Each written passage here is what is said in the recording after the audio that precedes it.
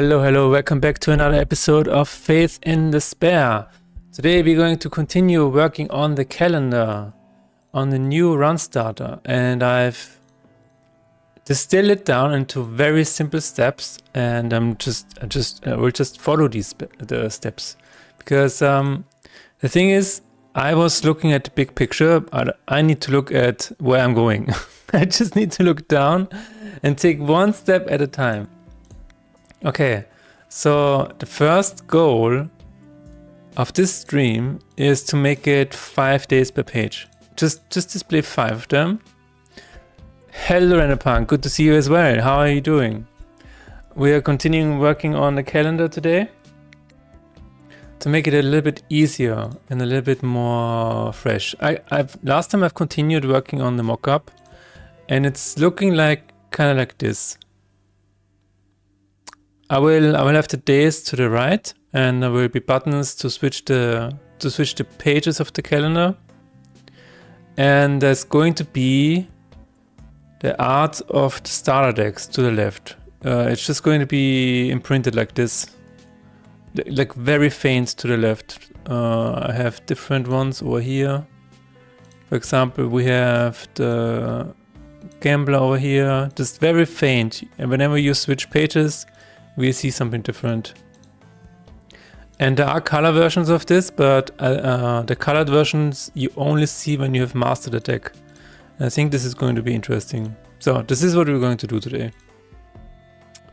Hopefully.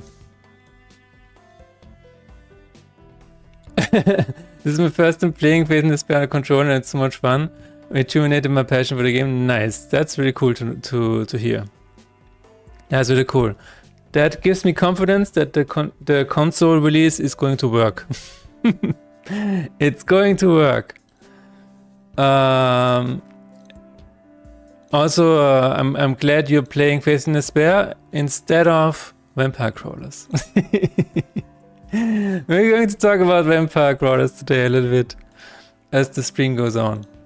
But I just want to get an easy win today, and I just want to make the calendar display the first 5 days. Is my first? Okay, just said it. Why is it saying it the second time? My chat is confused. My chat is confused, and so am I. Okay, scripts. We have a run starter, run creator. Yes. Yesterday I played Vampire Crawlers for like 10 minutes, and I will play it again, just to see what they're doing and to understand why it works the way it works. But it's basically, it is a dopamine machine, which I mean every game is a dopamine machine. Okay, let's get this out of the way first. But they just really know what they're doing, and it's very cool to see. And I'm sitting here learning. I wanna learn all about it. So we have show tab journal, and whenever we show it, build calendar. Okay. What does build calendar do? Let's just again, one step at a time. We already have the days. Okay, so we don't need to build it anymore. We only need to display it. I hope you will be more satisfied with today's stream and feel as rejuvenated as I am after it. Productivity level 9001%. Yes. Absolutely. I took a long, hard look at what happened on Monday with me mentally. And I think let's see, how do I word this? I just have too much on my plate.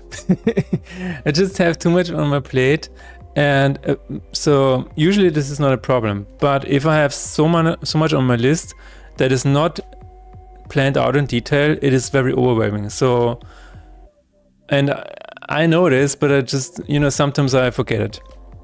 So what I did today, I just went through it and okay, I know why I have troubles today, or why I had troubles on Monday, because these steps are too big. You need to break them down into very, very small steps. And then I can ask myself, can I do this? Can I display only 5 days instead of 31? The answer is yes. It's very simple. And can I make the days appear from top to bottom? The answer is yes, I can do that. There's no question about it. Can I add 2 buttons to switch the pages? Absolutely, I've done it before. So if you make it really simple, if you just break it down into a step-by-step recipe almost, then you can do it. Then it's not overwhelming. You just do it from A to C. Sometimes I forget about this and I just sit here and like, oh my god, there's so much to do. But there's almost always so much to do. It's just the way you need to break it down is the way to help yourself. I'm just looking at my list again. But yeah. So we are building the calendar. Yes, yes, yes. The calendar days are added to a days array. So the only thing that we need to do now is we need to make a function to... Compartmentalization is such a cool approach and such a long freaking word. Yes. I didn't even know this is what this is called. Reset pick journal days. I didn't even know this was a thing. But you know, we humans, we have a name for everything. Especially the Germans. Especially the Germans. They will find a way to name everything.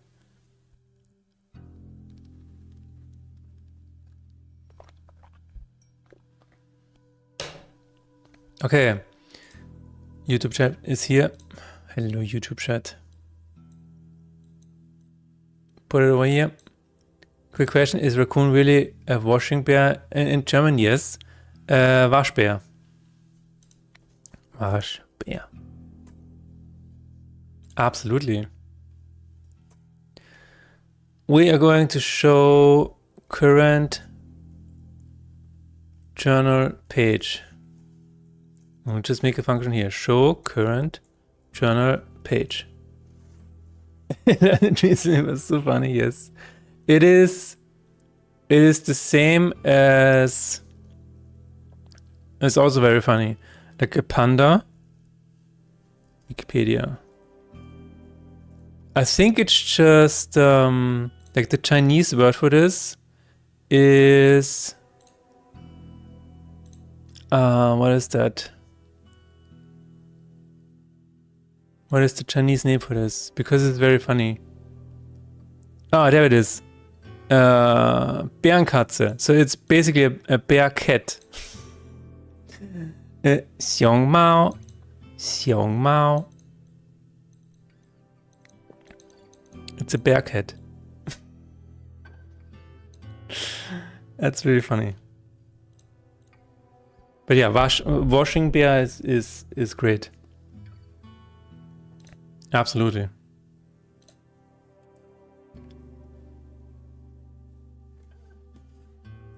Page, active page, total display paginator.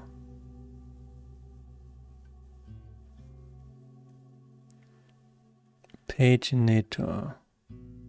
Current day, current deck. Okay, I think this is because next void, next deck, yes. Just says current deck and then cycles through them. All right. So we're going to say, do we need the current page or is the current journal, is the current day all that we need? Anyway, we're just going to make it very simple. And journal page is 0. And then we're going to we're going to say entries per page is 5. Unless of course it is the final one, but we will get to that. For I0 int I0. I is smaller than entries page. I++. Just like a fox is a wolf cat. Absolutely. I mean, yeah. There's foxes are so cute though. Foxes are so cute.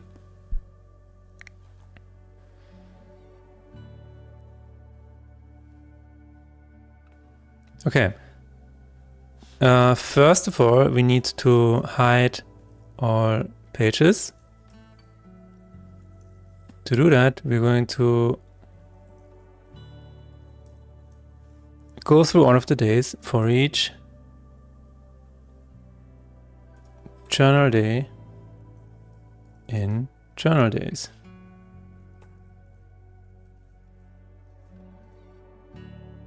Day game object set active is false. And then we have starting day is, and this is the current journal page. This is what we need. Current journal page times entries per page. So if we are on the first page, page is 0, times 5 is 0, right? If we are on the second journal page, times 5, then it is 5. Which means it is starting exactly where the page should begin. So we have days, starting day plus I, game object set active is true. That's all we're going to do for now. It should just display the first 5. Yes. That's all we're doing.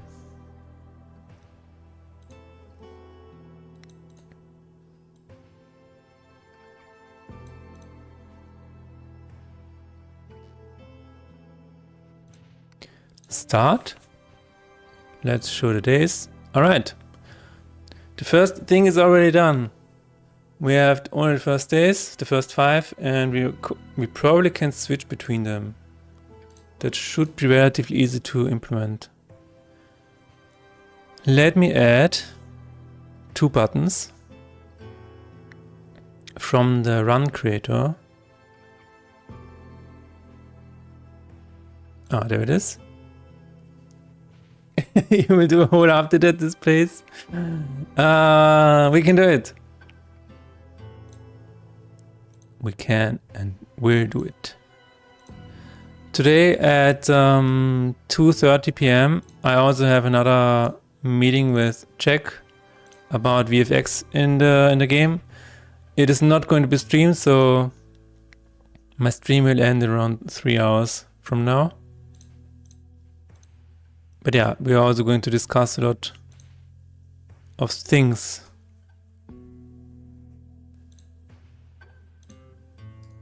Paste as children.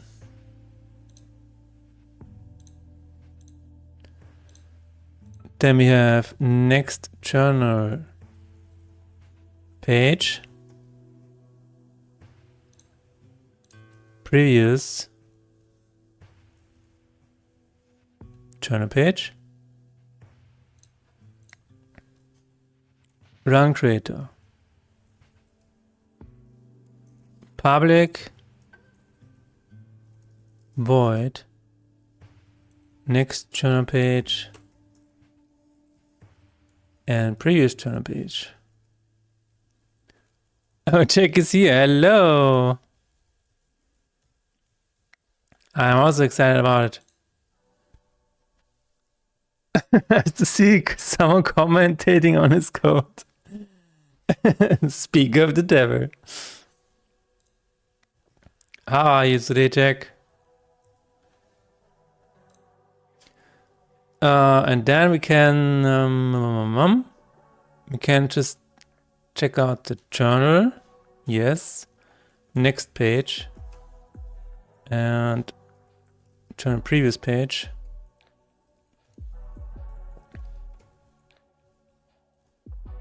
Okay.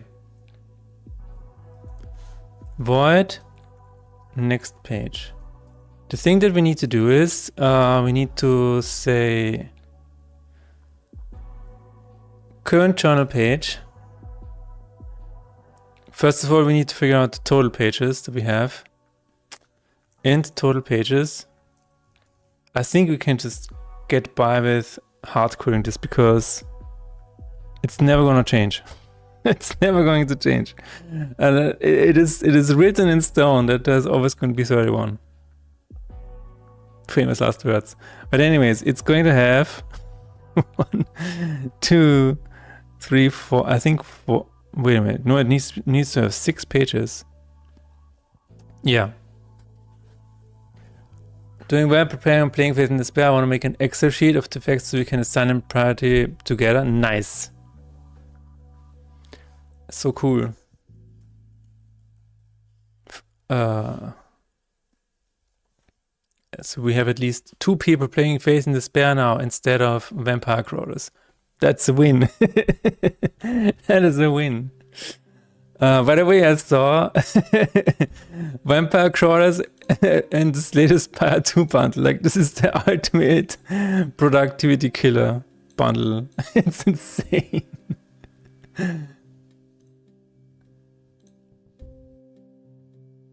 Do you need a new bug recorder in the UX suggestion? There is an interesting way to phrase that, RenderPunk. Do I need it?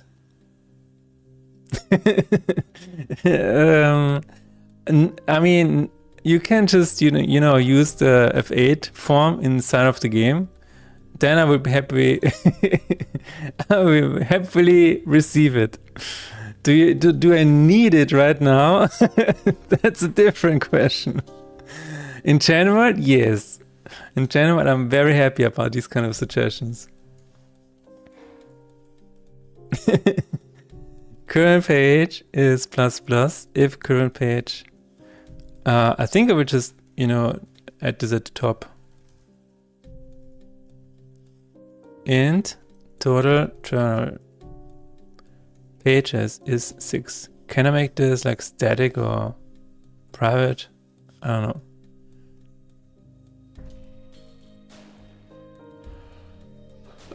What if it has to do with menus instead of the gameplay? You can just write a DM. Record your message after the beep tone. Beep. Hello, this is RenderPunk. I'm here to suggest a UI change. By the way, your peep sounds really strange. If current journal page is bigger. Wait a minute. Wait. It's 5 because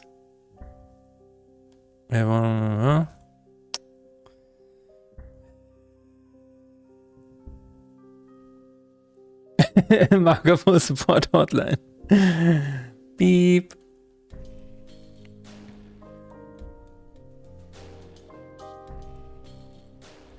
Total. Okay, let's just do it.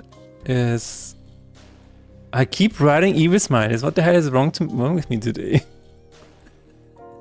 Is this a sign? Somebody trying to tell me something.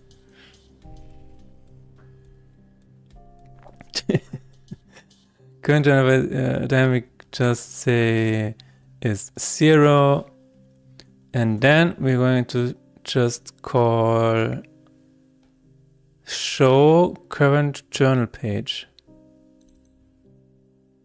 We might also have to call reset. We might just need to just call show, but I'm not sure yet.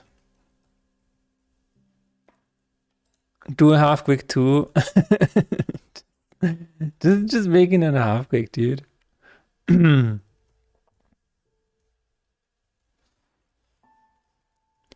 journal page is -.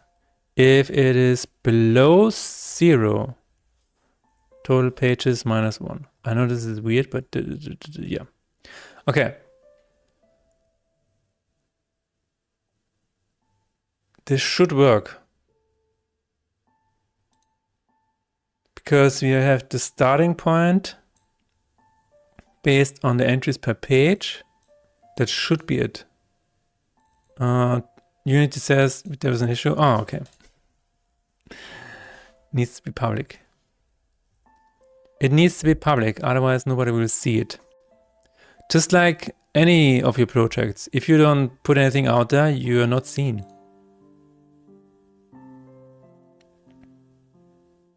Which is why it is so important to put yourself out there. Okay, Unity is happy, that's good. Happy Unity, happy life.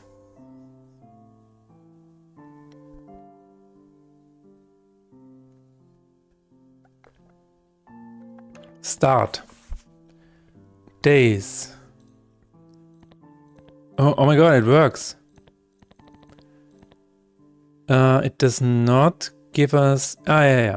We don't have day 31 yet because it's a special case. But it works. Okay, so now we... the only thing that we have to do is we make them be displayed from top to bottom, like here. This is kind of what it's going to look like. So from top to bottom, which means we're not going from left to the right. Not going from left to right. Yes. But we're going to start at around this.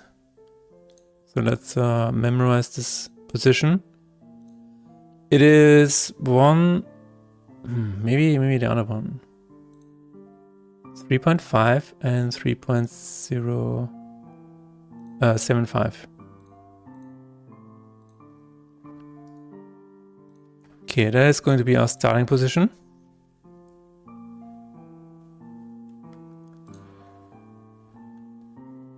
Now, I'm not sure if I should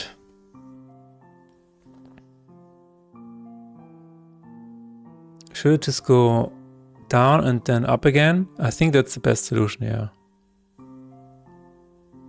It goes entries per page and then displays the pages, the days, 1, 2, 3, 5, 4, 5. And then if it's more than 5, just go back to the top. All right. Again, there's going to be an exception for day 31, but we will see. Hello, Tarok. How is it going? How are you doing? We are taking one step at a time to slowly change the journal from a boring calendar to maybe a bit less boring interface, where you can see the individual starter decks on the side here, just in the background. And maybe, you know, we will have some kind of the name of the starter deck here, and then some kind of flavor text like "Born to be a zombie survivor." Kind of. It's not. That's. I'm just joking, but some kind of flavor text would be nice, I think. You're preparing a leave notice. Whoa, what? Your sick leave or your vacation leave or your job leave notice? Oh, you're quitting.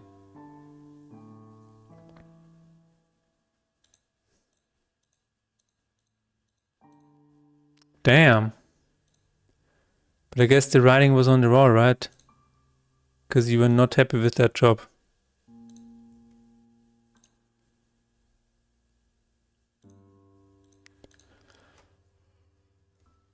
So it's back to the drawing board, huh? Pay is good, company is cool. People are cool. Okay. Oh, it's not for you. Interesting. Yeah. Is there anything that you have in mind that you would rather want to do? I get it. Oh, absolutely. I really cannot have a job as working on PC. I can't do this anymore.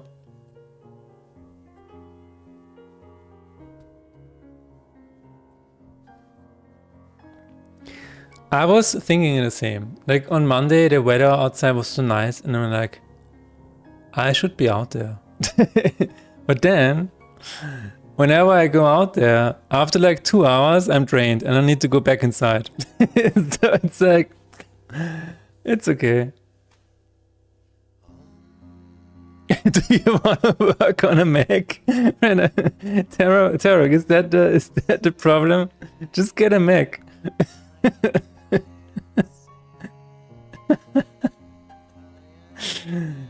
Oh my god, Render Park.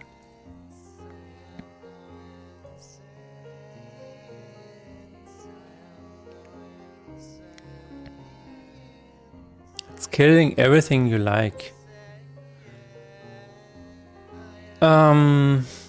So, I mean, as I just said, I can kind of relate. Like sometimes I see the weather is nice and I'm like, should I be doing something else with my life? Instead of just sitting in front of the computer.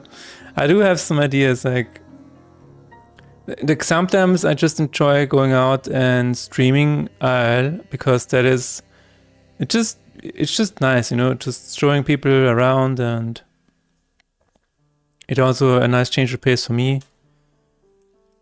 I did have a different job. Like when I was in civilian services, I worked with people all day. And yes, it was rewarding in a way,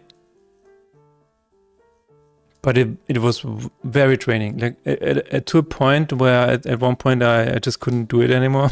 They sent me home because I was visibly not able to do it anymore. Even though I was like, yeah, I will do it, but...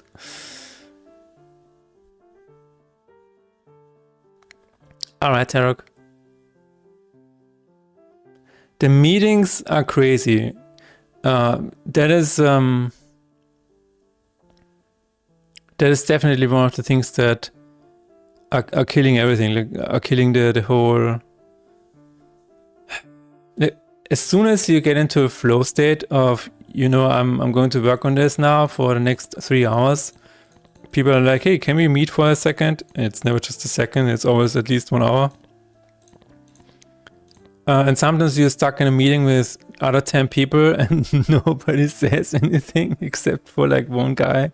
It's like, okay, you know, the meme that this could have been an email. I don't know if this has anything to do with just sitting in front of the PC. I still think it depends on what you're doing. Because I think if I sit in front of the PC and work on music, I can still do this all day. It doesn't matter. So I think it matters what you're doing on the PC. This email could have been an emoji. That's a new one. Just send an email. Just send an email with an emoji to like 100 people. Hello Nikolai, how are you doing? I'm currently building a different calendar today. It's going to look kind of like this, with the starter deck in the background a little bit and more descriptions and what you're doing, like make it look very nice. But in general, I'm building a roguelike deck builder. It's called Faith in Despair, and you can check it out here. It's out since November. The emoji. Thumbs up to the whole company. Dear Philip, new bug found. Please fix it now. 60% of employees worldwide reported the reason for quitting was poor management. Nice. Is it a card game? Yes. Hello, I'm Apis. It is a card game, yes. It is inspired by Magic the Gathering, and you can build your own cards. So you have all of these gems right here, which is basically what you have in Final Fantasy VII. You can slot these gems into your card and build your own cards that way.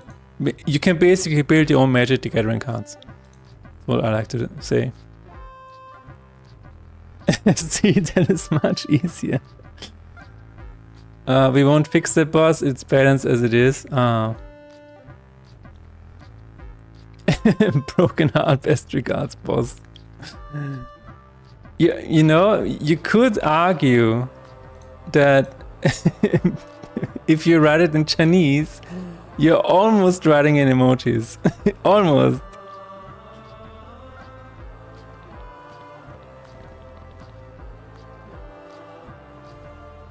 Interesting. Now it sounds stupid, but will it run on 120 megabyte of VRAM? So the only thing that I can say to that is it runs on an old laptop from 2012, and it also runs on the Steam Deck. So maybe that answers your question, I don't know.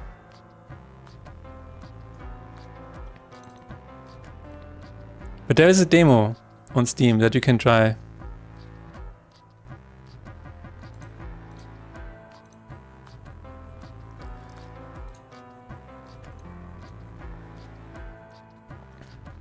For example, there is a really cool Chinese Hanse for boss.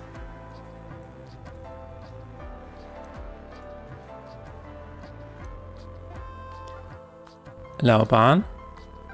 There's another one. Is it Master?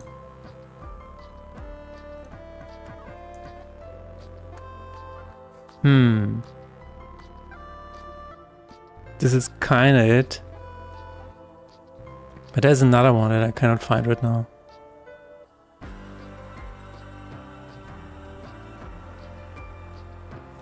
Anyway. It's not about to just type master. True. Welcome back. Now you can hear us again. Cool. I was basically saying that maybe sitting in front of the PC is not the actual thing. Like for me personally, sometimes I also can't stand sitting here, but then I remember whenever I work on music, I can sit here for a very long time. So I truly think that maybe it's not the computer that's the problem, but just maybe the work just doesn't excite you enough. Maybe, what is it called? You're understimulated. Maybe that's it. Work, not hobby. I understand what you mean.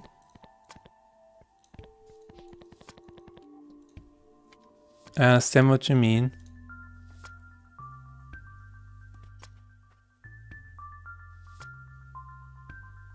Yes. Yeah, you're confirming my point. If I work on something else that I have to do, then I cannot stand sitting here sometimes. If I work on something that I choose to do, then I can sit here for hours. So the PC is not the problem. Under challenged in the wrong sections and over challenged in all the wrong ways. Yes, exactly. Jack has also been there.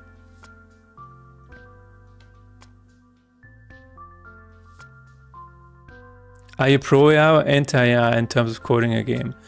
I would say this much. If you code something that you know would take you like 3 hours and you just let AI write it because you've written it like 10,000 times and you're just done with that, that I think is okay. I don't think it is okay if you just vibe code something that you don't understand and then you push that to production, because that usually, I mean, it depends if it's just a game jam game. I guess there's no problem with that. But usually, if you're working like on a big software or a bigger game and you just push to production a code that you vibe code and nobody understands what it is actually doing, that can lead to a lot of problems further down the line. You're basically just pushing the work further down the line to somebody else maybe, and that is not good. That I think is not cool. But in general, if you use AI as a kind of an an assistant or just kind of a time saver where you know exactly line by line what it's going to do, then I think it can be a really powerful tool. Can definitely save you some time.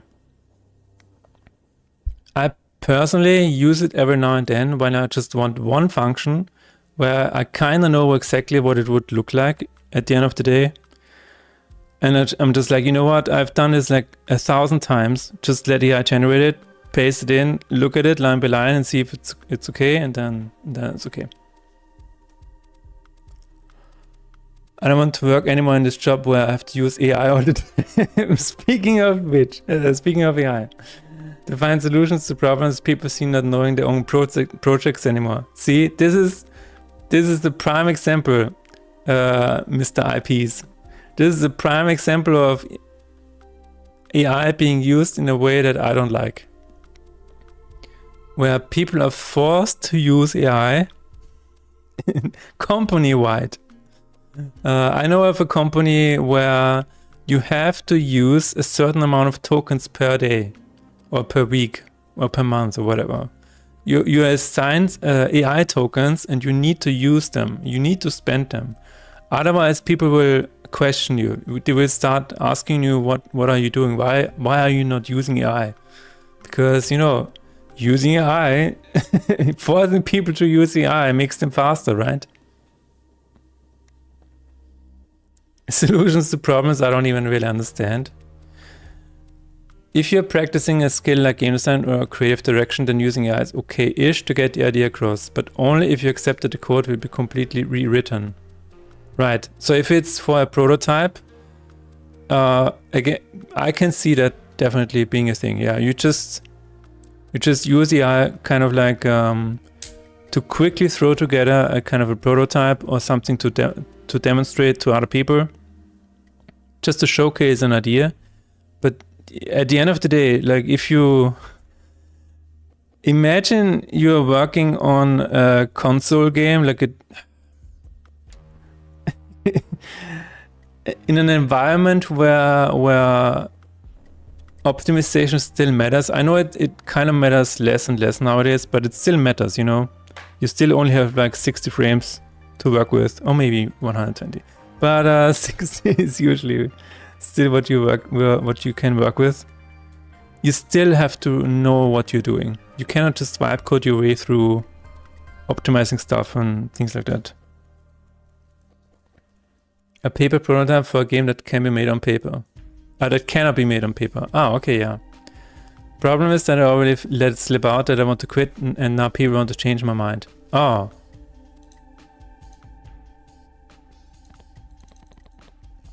Well.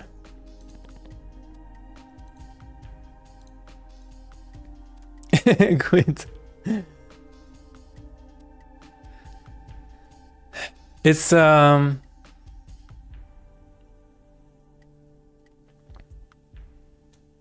I don't know what to say. In my previous job, I've been struggling with this for a very, very long time. I just the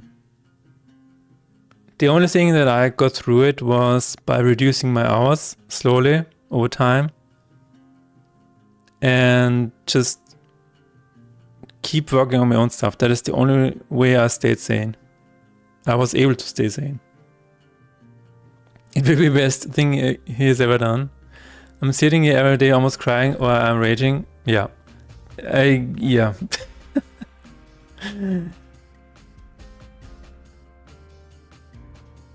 I'm more proud of the no's I've set in my life more than the yes, yeah. AI encoding the game is reasonable, but what about game assets? For example, Crimson Desert in AI and its paintings, but not to replace it with real art. What do you think on AI generated assets? I strongly believe that AI generated assets are not good in a production environment. Again, if you use it for ideation or for inspiration or for, I don't know, for reference, even though it's probably not the best for reference, you can kind of use it as a, even then, I don't really like using AI for any creative purposes, to be honest. like even for this game, this piece was done by a Magic the Gathering artist. Her name is Marcella Boulevard. You can check out her page here. The thing is that people already think that this is AI generated in some places. So yeah, that is a weird thing. But for this game, I have used 0 AI assets. I work together with 1, 2, 3, 4, 5, 6 artists in total. Because I believe that whenever you let AI generate an asset, it just feels very cold. It just feels very soulless. And in coding is usually used to solve a specific problem, right? And you can say at the end of the generated code, you can say the end result, what you put into the code, comes out either true or false. That is basically what's happening with code. Code is just very Boolean in a way. Maybe not visual effects. That is that goes back into the creative art kind of thing. But code by itself, I would say, is usually very, there's a problem. Can this piece of code solve it? Yes or no? But art is very subjective, and I usually just like to work with people in that regard. Maybe it's alright if you're, again, working with a prototype, just to get the general vibe. But even then, I would probably just hire like a concept artist or get artists on board earlier in the project. Good morning, Aid. How are you today?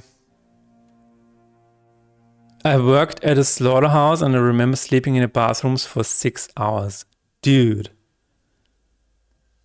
Yeah, that's crazy.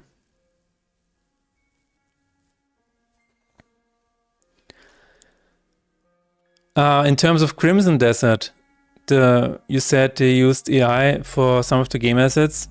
I mean,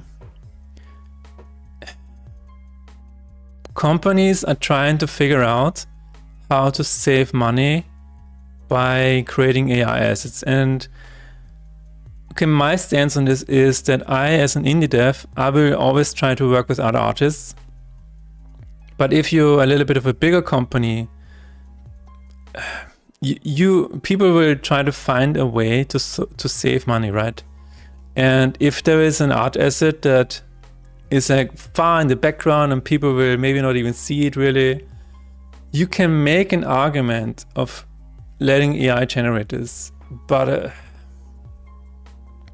it just feels very, very wrong to me. It just feels like, there's an artist out there who could use that money, even if it's very a small amount.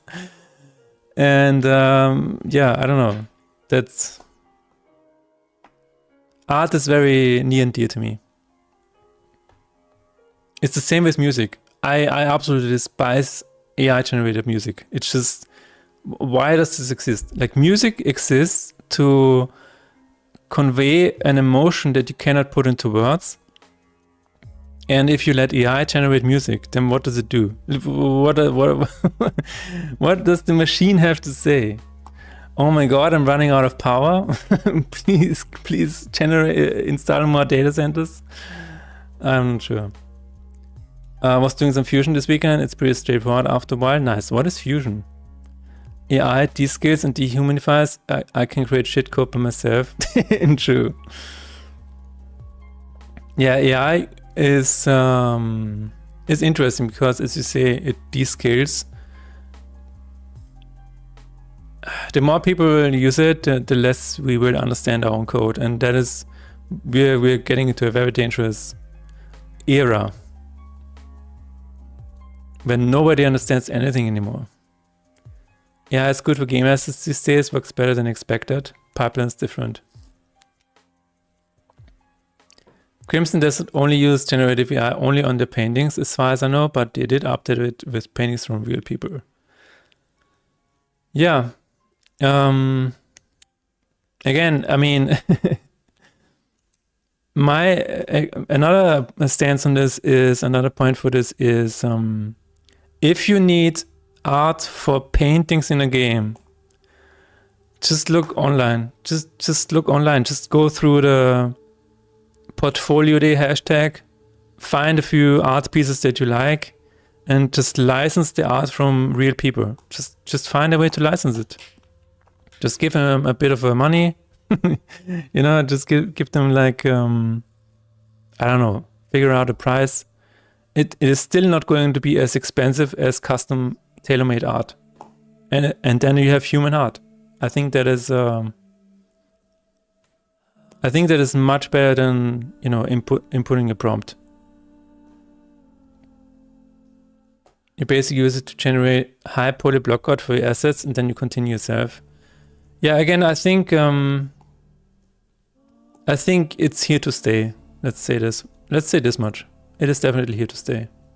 People will find a way to use AI as a really interesting tool that helps them get the vision out faster.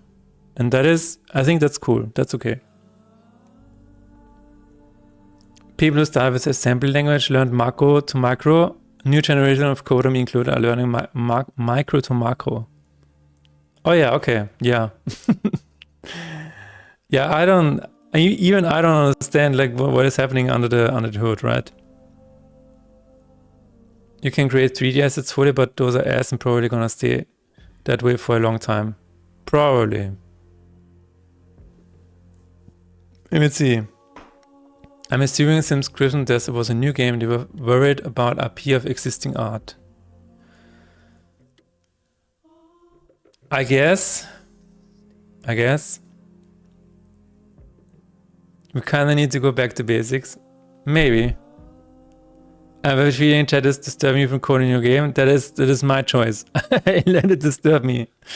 I can just ignore chat if I wanted to, but this is so if you bring interesting topics to me, I will engage. You know, this is what happens. That is part of streaming.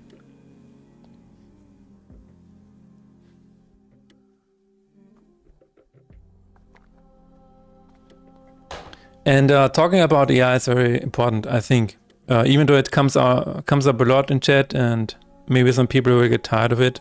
I don't get tired of it because I think this is very important to remember why art exists, to remember why music exists, why we make any kind of project. It is because it's the very basic human desire to create. And if we hand this off to machines, then what are we left with? What are we here to do? We have to be very careful. There is this comic out there where it says, I don't want the machine to make art for me while I do the dishes. I want the machine to do the dishes while I make art. And yeah, we have to be very careful here. This is a transition period right here where we are right now. Good point, worth clipping. My main pet peeve is that I'm against democratization of creative processes.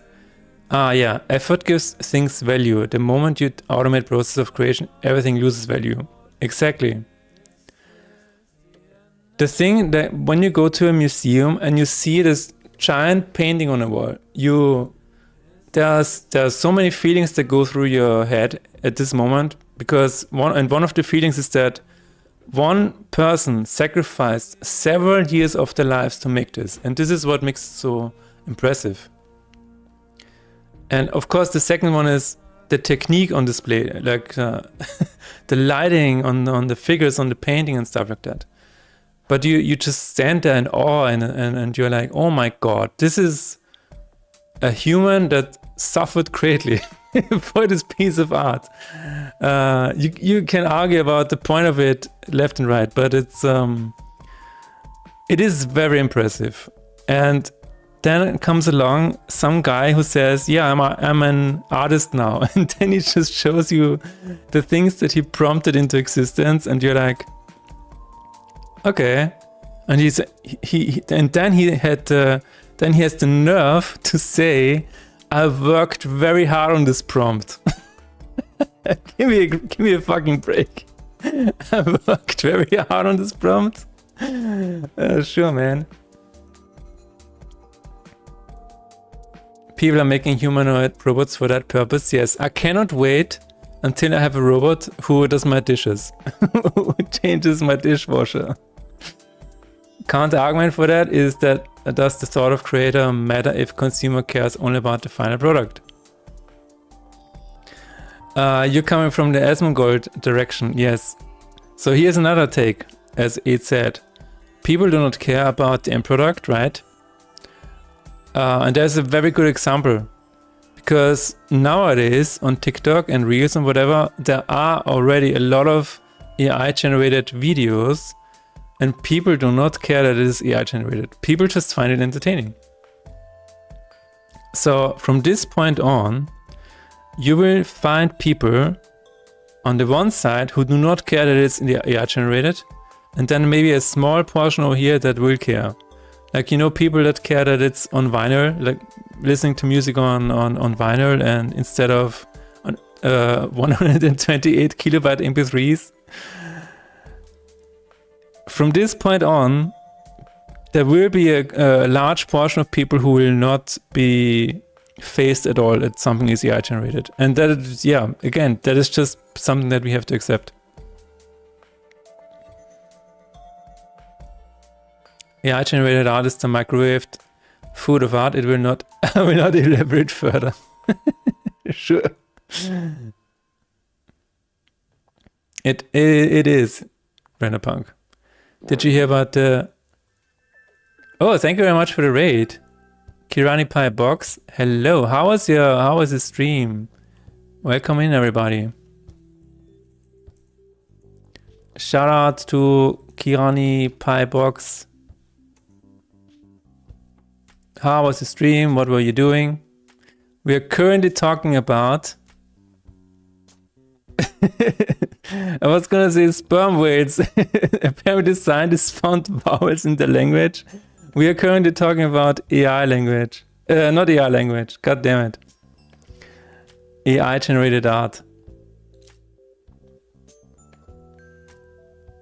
So one of the arguments is that in Crimson Desert, people saw that they used AI generated art for some of the paintings, right?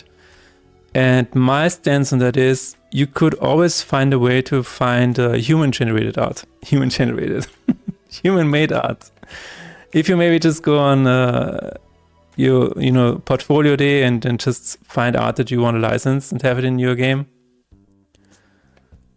It was good. Good progress finishing achievements. Nice. What project are you working on? Do you want to share anything? Do you want to link anything?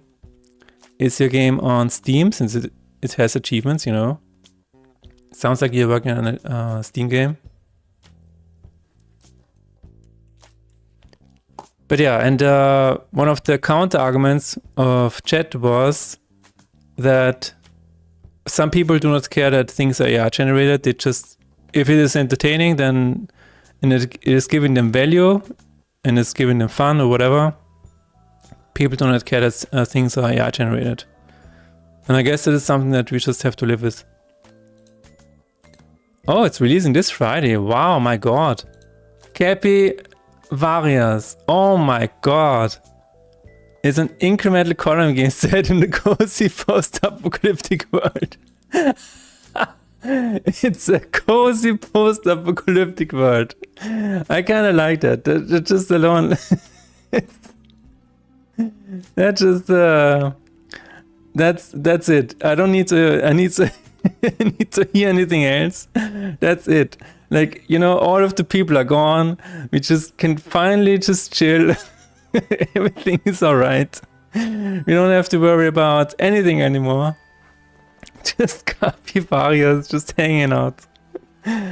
We finally did it. That's it. Finishing a game would be an achievement. True.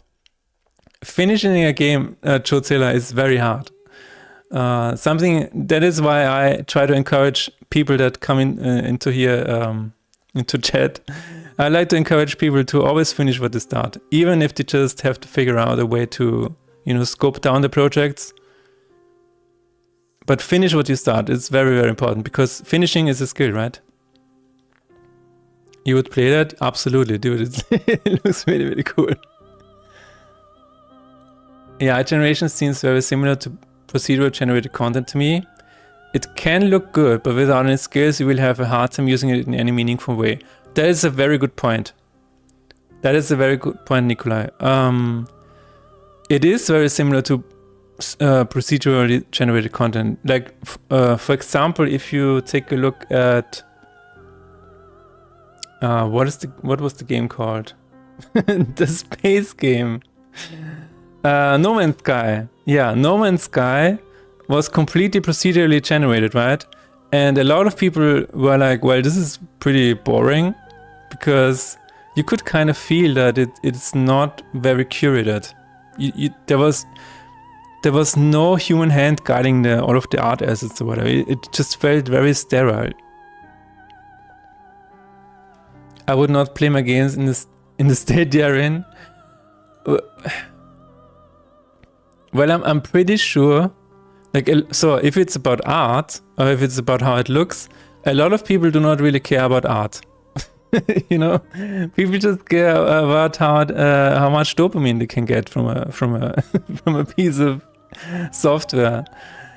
I mean, I wouldn't say this looks very high art value, you know. You can get by with a lot of things. I do not think that's a good comparison.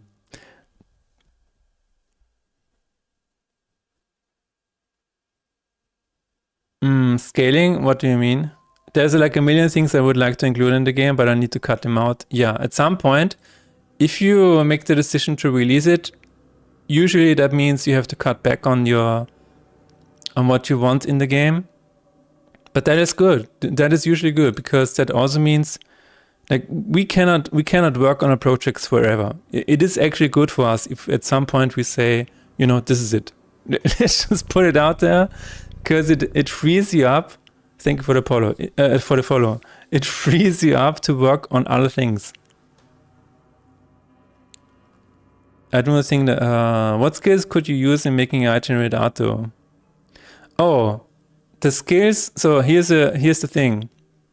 The skills that would make AI generated art a little bit better is, for example, if you know what looks good, like if you have an art background in terms of, you know, about color palettes and stuff like that, if you know what makes art look good, contrast, lighting, color theory, then you can tell what, you can kind of probably direct AI better, I don't know. But that is usually what I think makes it a little bit better. Like, that makes you use AI as a tool. If you have the technical background, the expert background. I once bought a precision map generator for Unity, and it could generate these awesome maps, but I couldn't really modify it without ruining the maps, because I'm not very good at map design. Okay, yeah, that goes to the point actually. If you do not know what you're doing, it might show in the end result, even if it's using AI or using anything that generates things for you. The algorithms were bad and early in No Man's Sky, but Minecraft had procedural generation as well. Yeah, it's just as good as you tell it to be. Making it do good things takes a lot of your time. Probably, yeah. I mean, again, No Man's Sky also turned the ship around, right? They found a way to make it more exciting, I would say. Thank you very much for the raid, and have a nice lunch.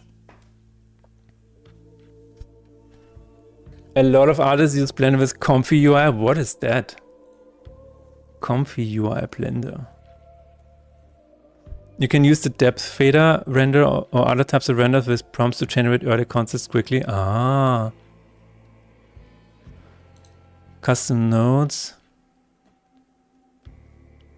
The Blender add-on UI is automatically composed according to input. Okay.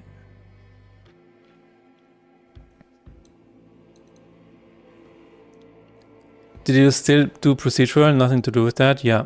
Comfy UI is a local AI generates locally. Wow, interesting. Yeah, all of this tells me that AI is definitely here to stay. AI will just be used everywhere. And even like with movies and stuff like that, I strongly believe that for VFX in movies or whatever, and in games, people will just use AI. Not like for the entire scenes or whatever, but just to add additional effects and stuff like that, and you will not even notice that it was AI generated or that people used AI. That there will come a point where you will not notice anymore. Like it's the same with, you know, people were always saying that CGI in movies looks bad. Well, here's the thing. You only say that about the bad CGI, but the good CGI is when you didn't notice it was CGI. So it will be just the same with AI, I think. Whether I like it or not. Whether we like it or not. Main issue with using AI in pipelines is that it's non-deterministic system. Yes, that's true.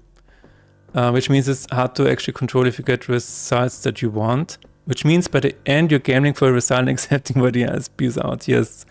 Context awareness is very hard to get in AI, yes. But I'm sure people will figure out a way. It's really no different than hiring 10,005 artists and giving them the task.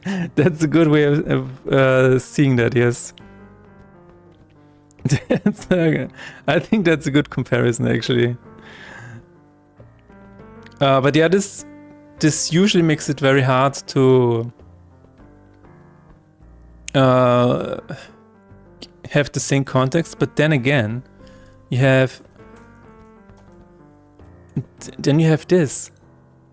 Some guy generated an entire movie, like 8 minutes long, and the characters look very consistent. So, and this, you don't have to like this, but this is where it's going. This is where we're headed. People can generate movies like this at home. I don't know how this guy is doing it or what he's doing to make it all, look consistent all the time. I have no fucking idea. But he found a way, and he's making movies. This is literally just a guy directing. Why the audience is ready? Because it's Balenciaga. We're in the park. It's Balenciaga. This way the artists will be able to control the composition and early ideas using kit bashing models, and then they feed it into comfy UI. Okay. I love AI, but not generating AI. For example, Corridor Crew came out with their AI as green screen remover, but the AI is completely local. Yeah, no, exactly. People will use AI for several tools, and you will, in the end result, you will probably not even notice. But it will save them a lot of time. There will be hard clampdown on products that use AI lazily without doing the full work of checking their own product. Absolutely. And this is already happening, Chutzilla, because we had an example earlier with Crimson Desert. Crimson Desert used AI for generating some of the paintings in the game, and people noticed, and there was an outrage. Now, is this outrage warranted? I don't know.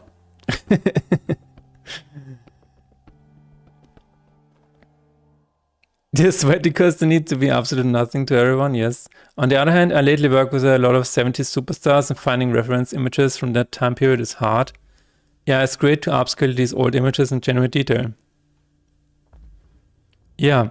So we are always seeing the difference. Like if you're using AI as a tool to help you in certain aspects of the creative process, then I think it's going to be a game changer. It is already a game changer.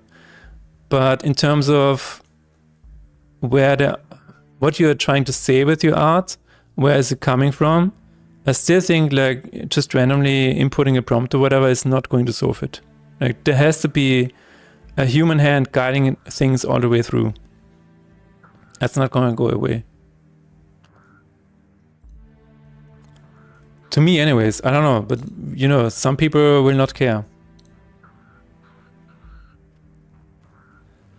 I think it also depends on how big the team is. If you're a solo developer cutting time, I get it. There's different sides of this coin, because if you're saying you need to cut time as a solo developer, aren't the small indie projects loved so much because they do not use AI and because it's very personal. I think the big companies, they are trying to save money. the small ones are like, yeah, I will just I will find a way. I will just work on this game for 6 years, even if it means I don't know.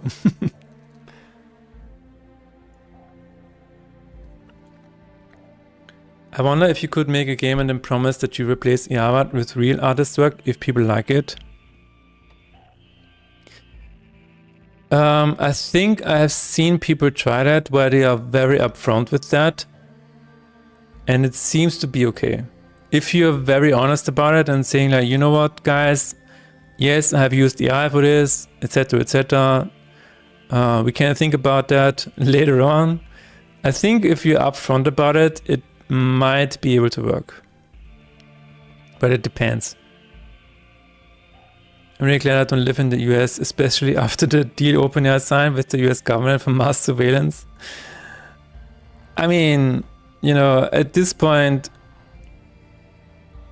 you are on the internet, right? So you might also argue that we are already mass surveyed. It can be personal with AI as well. It's just a different process. Yeah, I guess. Yeah, but you need to be a director. You cannot just say, give me 10 episodes of The Simpsons. I think if you're very direct and you have a specific intent, then I think it can work. Not everything in games is meaningful. That's why asset libraries exist, like stock animation, environments, and textures, etc. Yeah. Yeah, that's a good point. I mean, people already use assets and stuff, right? To save time. In my case, for example, I saved time by just, trying to collaborate with other artists. I just said, you know what, I need art. I don't want to use AI art. What is the solution? Well, I looked for other artists on Instagram, ArtStation, and whatever. I reached out to them and said, you know what, I'm making a card game. I would really like to have real art in the game. Do you want to collaborate with me? Do you want money for this, or do you want to just have your art in the game? And some of them agreed.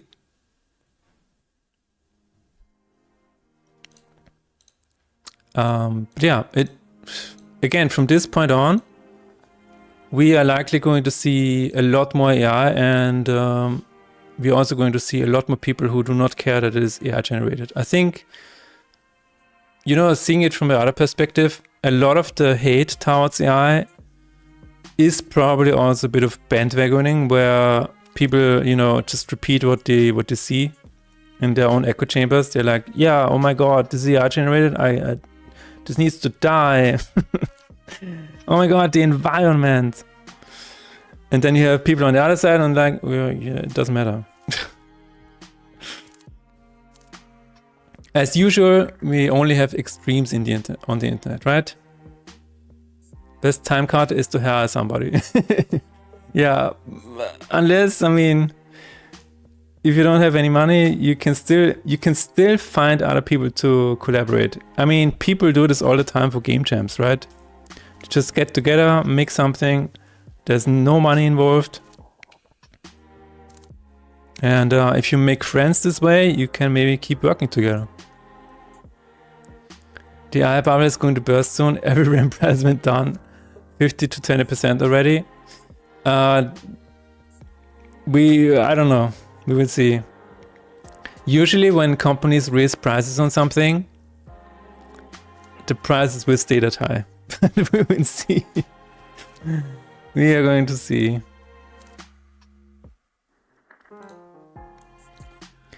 Now whether the AI bubble is going to burst, I don't know. I believe that maybe it's just going to be OpenAI that's going to die or whatever.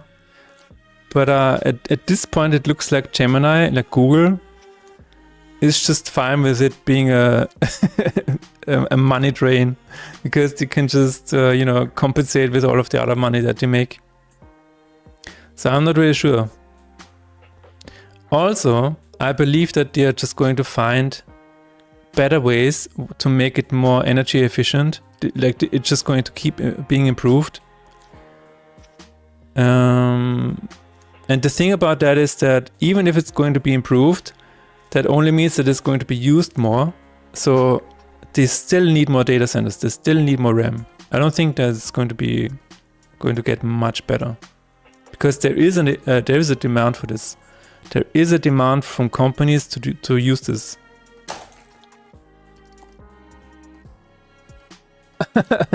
What did you want to get done today?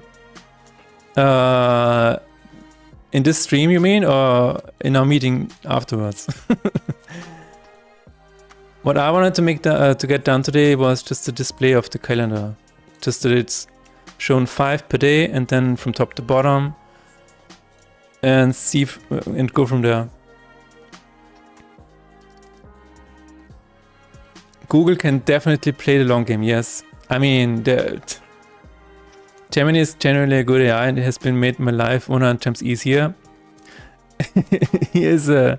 I have 2 anecdotes to prove this. The first one is, I know somebody who likes to bake with Gemini, and she says cooking with Gemini is so cool because it has definitely changed her cooking game. And for me personally, when I was in San Francisco, I had to take a flight home at some point, right? And on the day, in the morning, when I took the public transport to the airport, I just felt so sick. I was like, oh my God, am I gonna throw up in the public transport? And I was like, okay, you know what? I'm not gonna do that. Let's at least get past security. And I made it past security. And then I was standing there for like 1 or 2 hours, trying not to, throw up. I'm like, why is this happening to me? What is going on? Was it the breakfast that I had? What is happening to me? And then I just asked Gemini.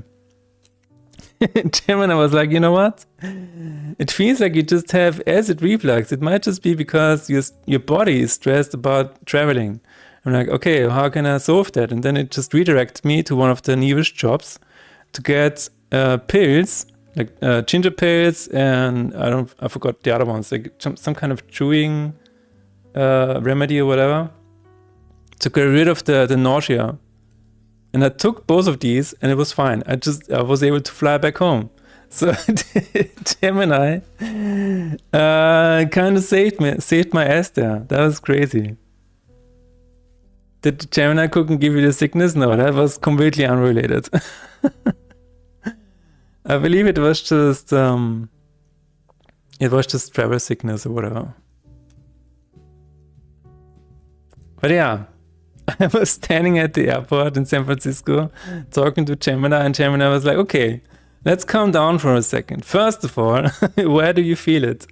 I'm like, I feel it in my throat. And then Gemini said, oh, that's actually good. That means that it's not from something you ate. It's just your body is not having a good time right now because of the stress of traveling. And yeah, that's it. I had no idea about this. I was like, oh my God, it was surely the breakfast. Nope. It was all in my head or whatever. So yeah, I believe it is here to stay. Gemini had kind of saved my cat's life. I gave it 3 symptoms and it gave the same diagnosis the vet gave. Basically, Gemini is now my go-to second option. My go-to second opinion, yeah. Another side of this is that a lot of people now get used to having AI, an AI companion, which is basically a yes man, right? A yes man in your pocket. It is your own personal echo chamber. That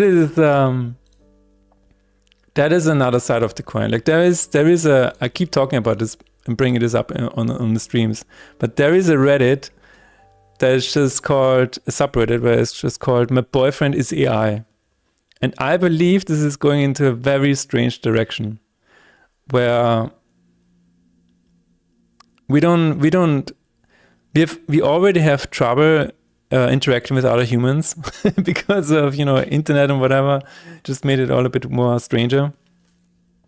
But having your own AI companion in your pocket who is very, affirming and always says yes to your ideas, rarely talks back to you, it is very addicting. It is very addicting, and then you speak to real people, and then you hear different opinions to yours, and it's like, wait a minute, I don't like talking to other people because they have opinions. They have different opinions. I don't like that. I would rather just talk to Gemini, because Gemini and I always get along very nicely. That's a very interesting development. I recently saw a video showing how a guy left his actual real-life wife to marry an AI companion. Yes. Not a good direction. But it's this story is still in development. We will see how that turns out. If we collectively at one point decide that we are done with AI, because at this point, people are having a bit of a, how do you call it? People figure it out, or maybe there's a bit of a pushback now to social media, right? They restrict it now for teenagers. Now, if they can go through with that, or if they really can enforce that is a different topic. But people figured out that being on social media all day is not good for you because of all the dopamine and stuff like that. So I believe the next thing that is going to come up is using AI. It's like in that way, instead of having a real wife and stuff like that. I think like there's going to be another kind of regulation that goes into that direction, but I'm not sure. I'm not sure yet.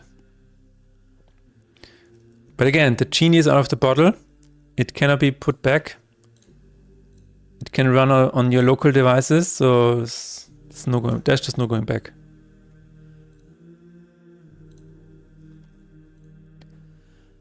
Anyways, where were we? Show current journal page. Hide this one, hide this one. We need to show them from the top to bottom. I'm afraid that someone in chat will be like, oh yeah, I am married to an AI. You got a problem with that? Are you talking about my wife? Do you have a problem with my wife? Yes. Good day, Jackneck. How are you doing? I stopped using AI for questions because while it may be right sometimes, the answers seem kind of pointless when it sometimes hallucinates. It's like gamble with information. Nikolai, you bring up a very good point. Because studies have shown that using AI is just like gambling. Studies have shown there was a... Oh my god, is that it? No. Okay, I will just, I don't know the article title, but studies have shown that using AI is actually giving you the same amount of dopamine as you pulling the lever on the slot machine, because the end result is either good or bad, right? So, and then you see it loading and stuff like that, and that increases, that spikes the dopamine. So this is also why people like to use AI, because it just, it is a random generator, and random, what the experiments told us, where they gave rats a button to press to give them food, and when the button gave them food randomly, it spiked the dopamine levels. So this is the same thing that is happening with generative AI. So you bring up a good point. You are AI, but you're not married. Wait, Jackneck, you are AI and you're looking for a spouse? You're looking for a partner? Are you looking for a partner, for an AI partner, or are you looking for a real one? Like, you know, do you want to cross dimensions or? It's not a phase, mom. The dopamine probably comes from thinking you're talking to a real person. Yeah, probably. But I think that's safer than actually gambling, most likely losing money. Yes. Yes, and you can also say that there are services out there where you're talking to a girlfriend AI, and those cost money. It's all about dopamine all the time. You know it, Jackneck. You know it. You know, you have dopamine to find food, to find shelter, and to find a mate. That is why humans have dopamine. And I need to take a break. I need to refill my water. Be right back.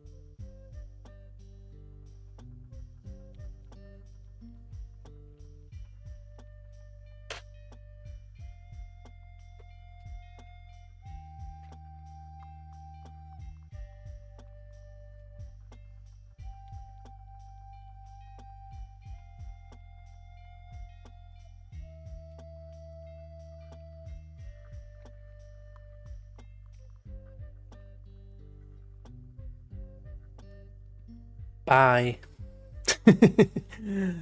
Bye. Okay. Where were we? Buy? Yes. What are you buying, Tarok? What are you buying? What are you selling? I will buy it at a high price. Okay. We need to display it from top to bottom. So let me get the coordinates again. Where were we? Sounds French. I said bye because you went to get water. I was like, oh, getting water is like making you leave.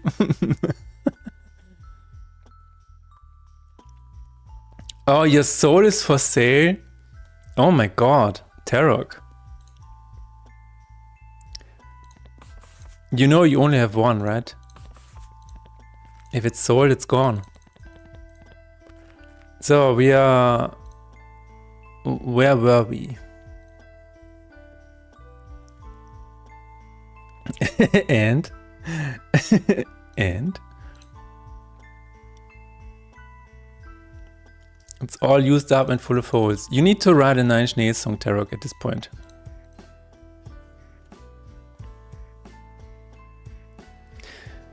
There is a song by, what is it called? Babylon Zoo. Sell your soul. Is your soul for sale? Yeah. This is a great song. It's a great song. What a crazy time period. You guys all have to listen to that now. He's the guy who made the song Spaceman. I guess some of you know this.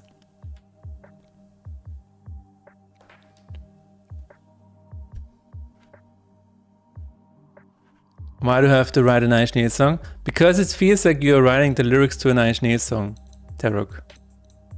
I'm just saying. It sounds very poetic. Also, it reminded me of that song. Okay, we have the coordinates.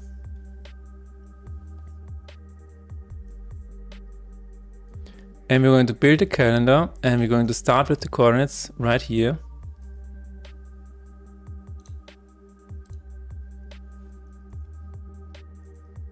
Start coords is this new vector 3.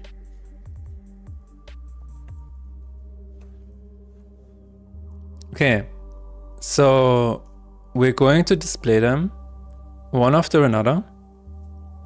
And I believe... Oh, it has the local position, current X, current Y. Aha! So maybe we can just change that. That's the X. Start X. Okay, I will just comment this out for now. Load start X is 3.5 F.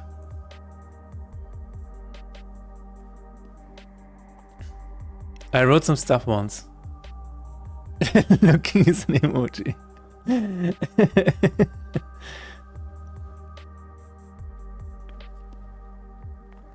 1,000 little things I never said. Craving something real in a crowded room. Heart feels distant, but it still beats through. Nice.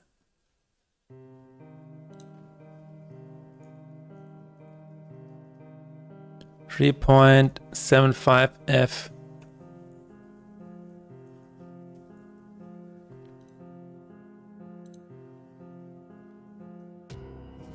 And then we have and X. X is the same. I'm going to move this here.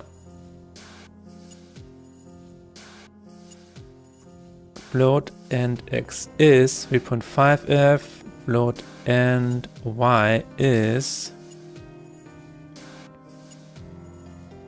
at the bottom. So it's 3 minus, I would just say minus 10. But it doesn't really matter.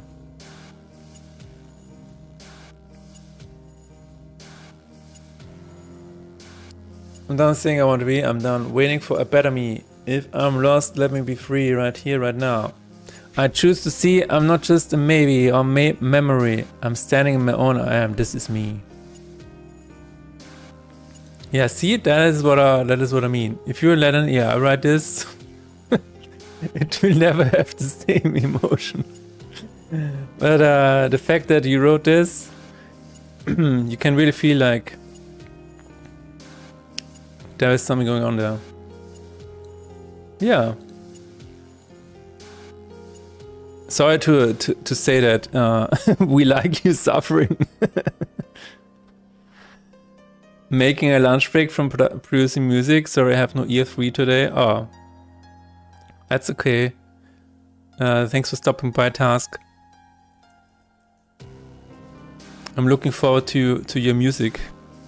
Are you working on your second album? On the second Ludwig album? Okay, we don't need that. Oh, we have day height already, so...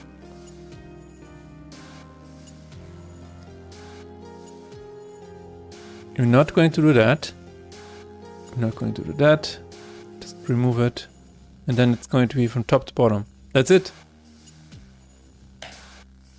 Then we don't need start X, probably, but we will see.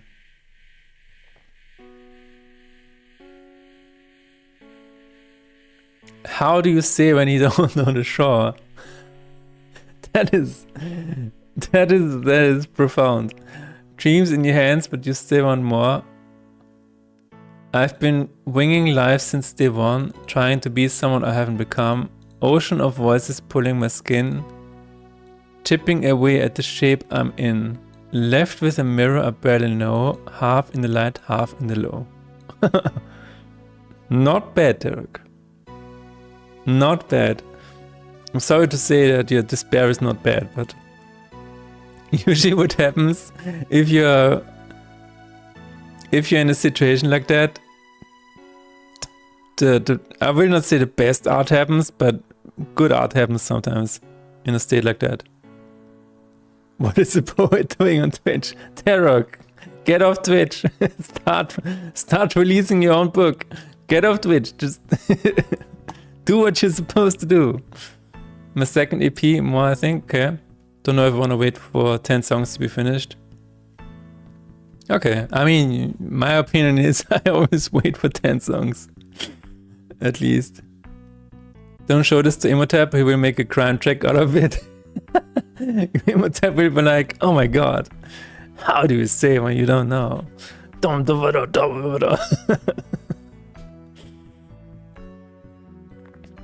Imhotep will be like, oh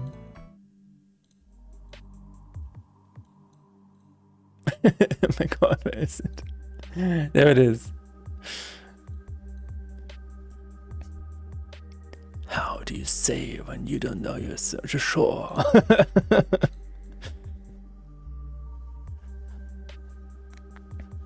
That could actually be interesting.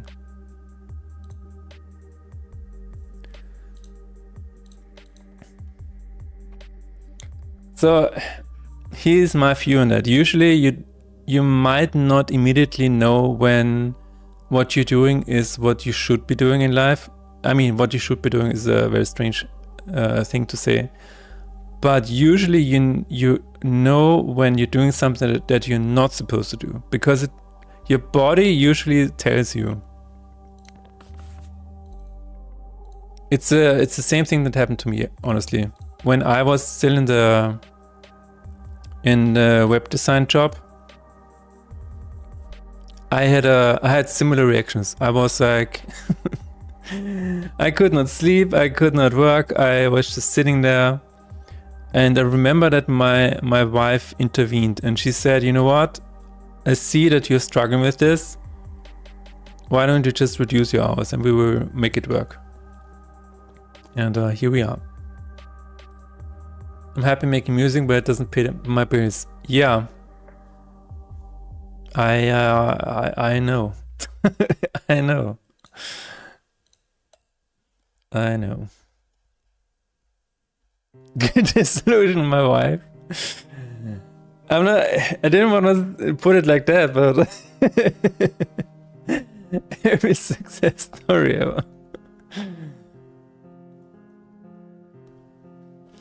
I didn't want to put it like that, but yeah. Minus day height.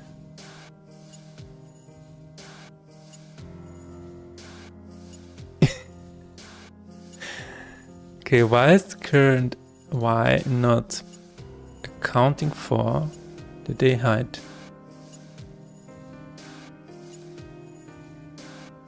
Okay, maybe I just didn't save it.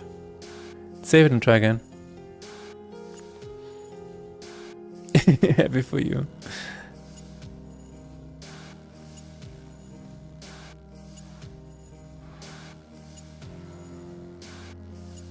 Yeah, no, this is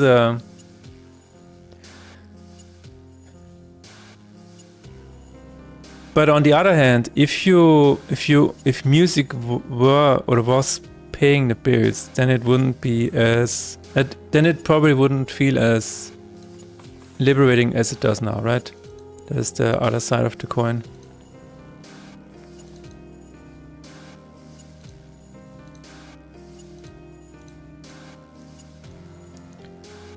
I mean, I tried making games for a living. I had a freelance position in the beginning of last year, and it felt different. It just does. Everybody knows this, anyways, but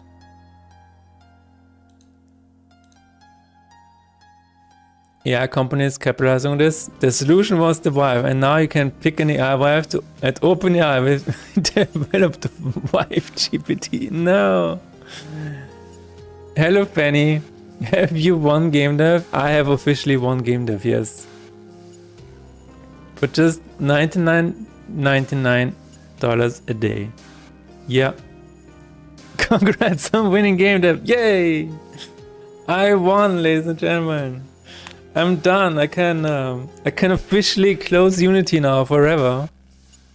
And then just play vampire crawlers for the entire rest of my life. I'm done. I did it.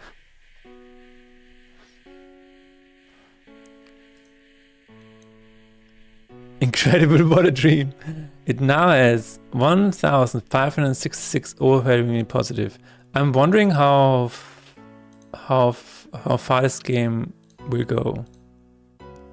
Because Slay Spire 2 has 48,000 reviews, like, no, 52,000 reviews. I'm wondering how far this will go. Let me see. We had, or they had 1,300 on the first day. Okay, this should be the same trajectory. Yeah. Probably as successful, if not more so. Vampire Growl is yesterday. Get on the new thing already. It is literally so yesterday. You're right. God damn it. What is the new thing? Oh my god, I just what is the new thing? If music were the only income, I guess it would make it more a job, and then just having fun. Not having fun, yeah. That always happens, yeah.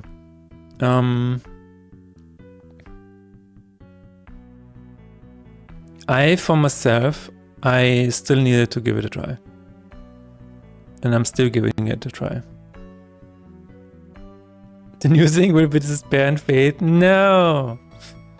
Oh my god.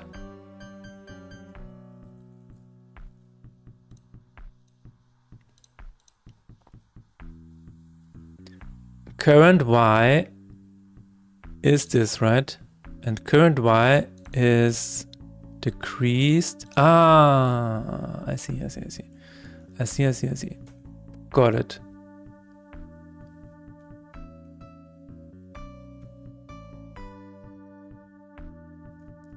Max day. Oh, wait. We're doing something wrong here. It needs to be current Y this and Y current Y is end smaller than end X. No, that's fine.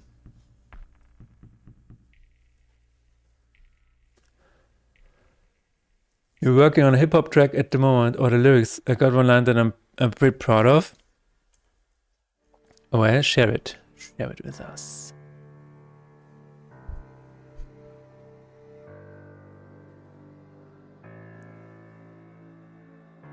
Du denkst, ich lerne nie meine Lektion. Du stehst für mich. Does it really say Spielgel? Okay. You know what? You never know. Sometimes there's a pun in there. Du denkst, ich lerne nie, du stehst vor dem Spiegel und lernst es Selbstreflexion. That's nice.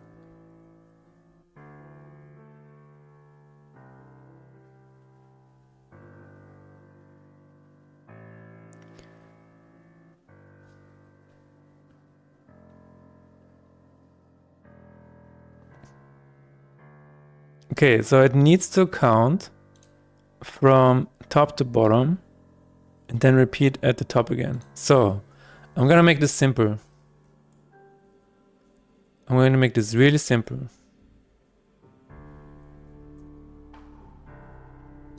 End Y is start Y minus day height times 5.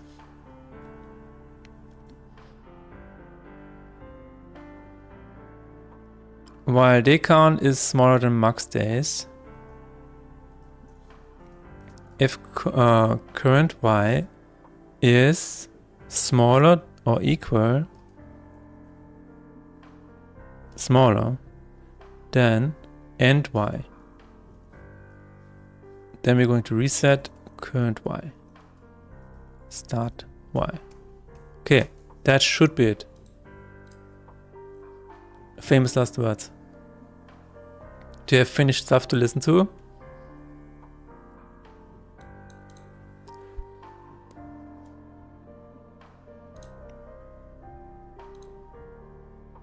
Okay, make the days appear from top to bottom. I think we are on track to do this.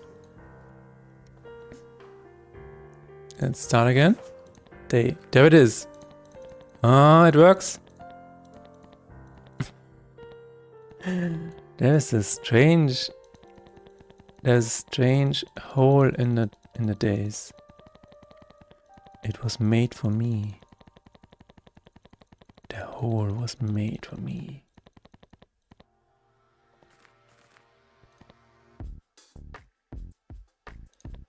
What is happening here? what is this phenomenon? What is this anomaly?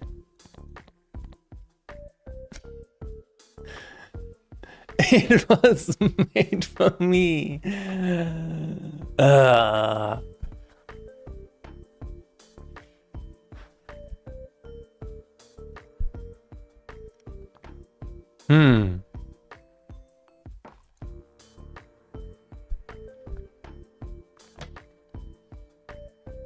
So what? Fane is like, so I have a lot to do, but there's another one that I want. All right. I want a little human shaped it's a tattoo all over my leg.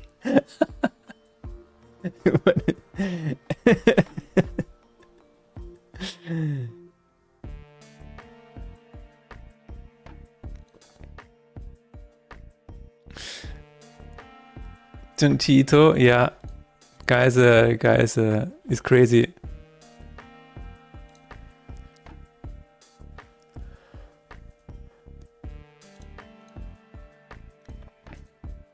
Yeah, his drawings are insane.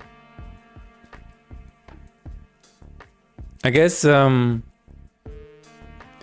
don't know if he is ever afraid in the dark or if he just always turns off the lights so he gets inspired, so he sees all of these creatures and he's like, guys, I need something new to draw, so can you just come out? I'm going to turn off the lights and everybody please, you know, align from left to right so I can draw you again. Thank you very much. Just like last time, yes, but maybe a bit of a different angle. Oh my god, you're looking especially creepy today. That's very cool. So thank you very much for appearing. I think that's his process. That is Junji's process.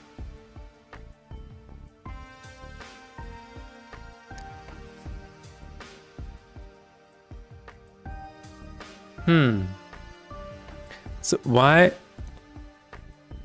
Oh, that's 6. Wait a minute. Wait. That's the. Aha. That would mean. I think I know what is happening here.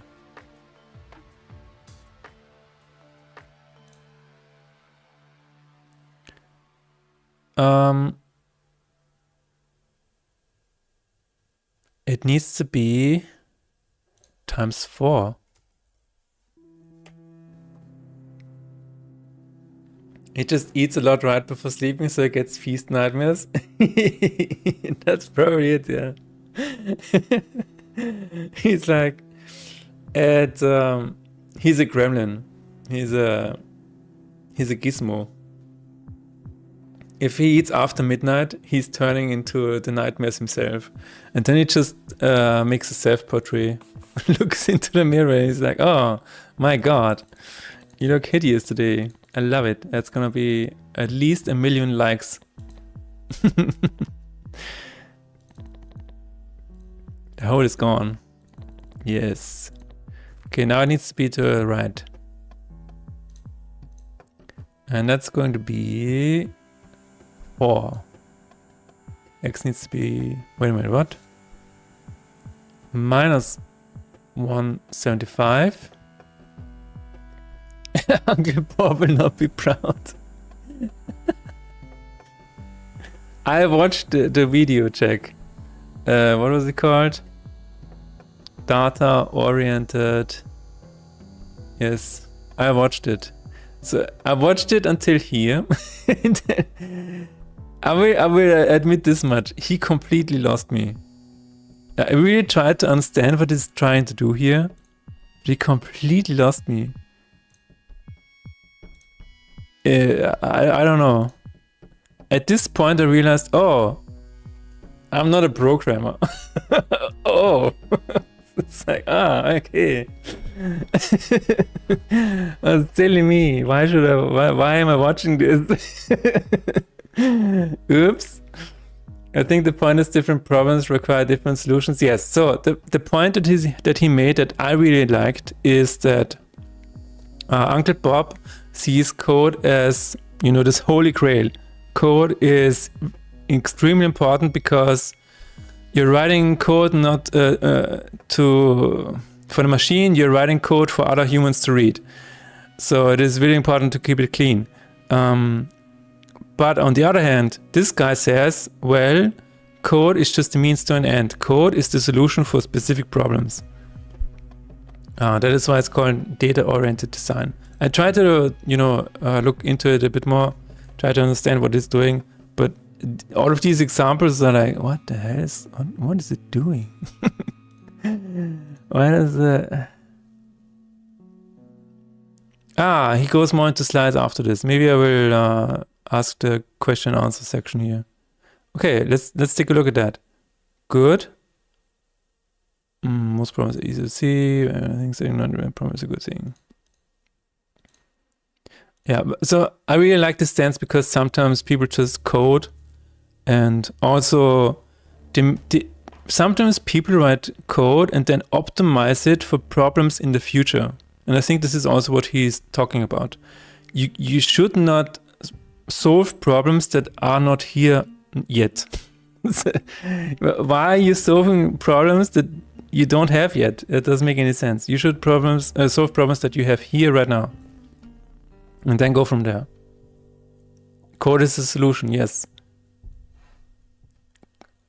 Bob says code is the solution, and he says code is a solution. Yeah. No, I think this is a really good point. Especially the examples that he showed where the compiler digests code differently. So if you write a lot of clean code, then you might actually slow things down in terms of optimization. And that's really interesting.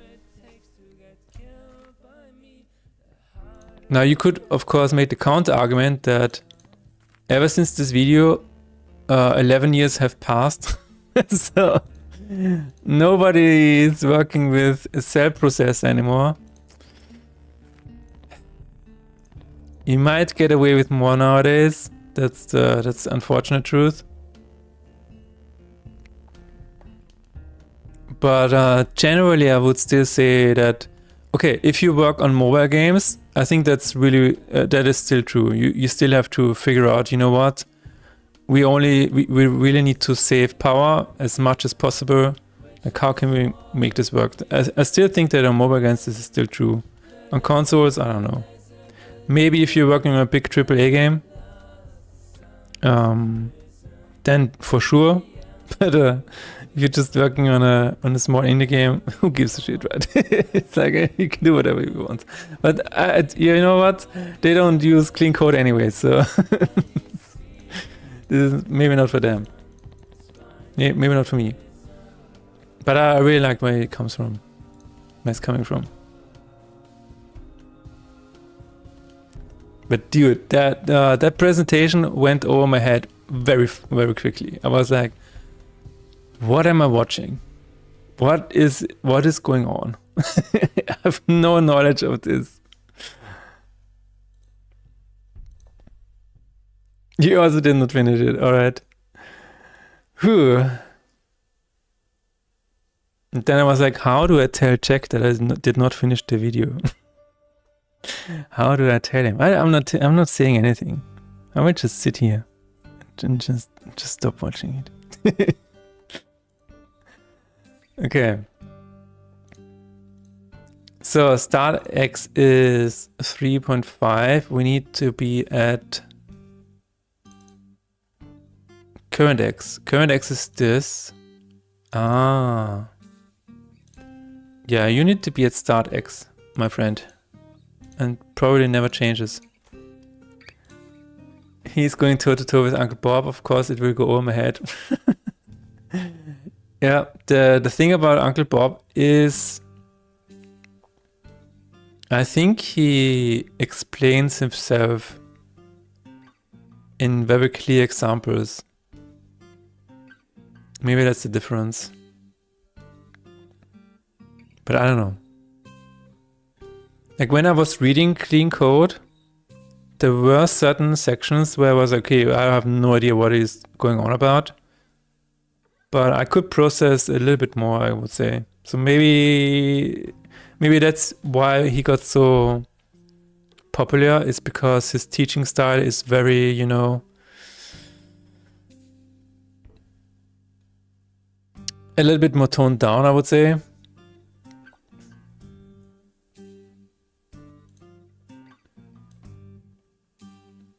Maybe he just knows how to get his message across better. That is, so he knows how to sell himself better.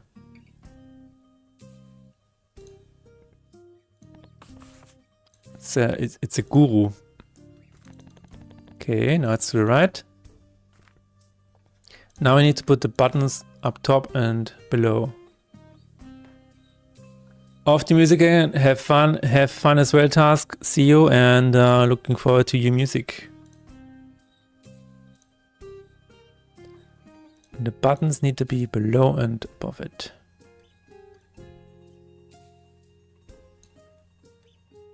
We're going to style them. Don't worry, we're just making it functional for now. Don't worry about looks. Just making it work.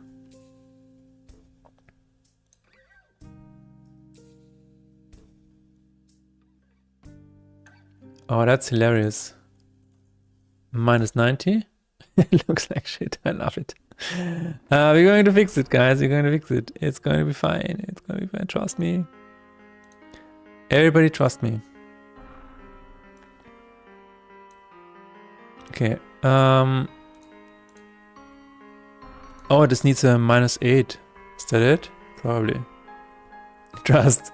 Fingers crossed. Always trust the process, right? I think he was one of the first to give a guide in a Wild West type of environment of coders. I think you're right, yes. Eventually his guide became the guide. Also his naming is engineered for you to agree with it. Clean code, like of course I want my code to be clean.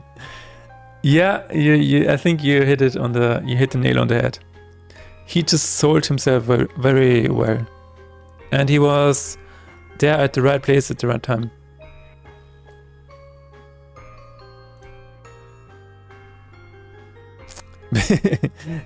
Just a question, do you know how to write clean code? It's very, you know, it gets personal very quickly. It's like, of course I know how to write clean code. Of course. What do you think?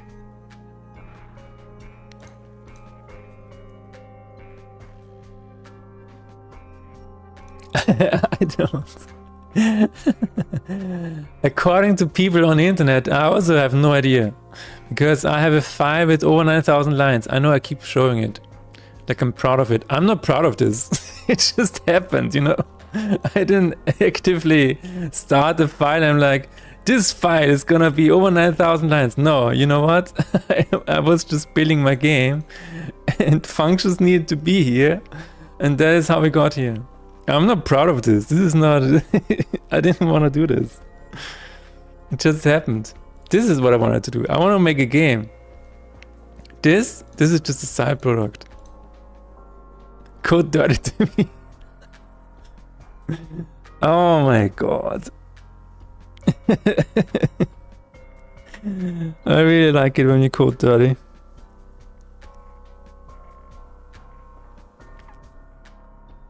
Philip is like, I closed an eye and opened another and boom, 9,000 likes.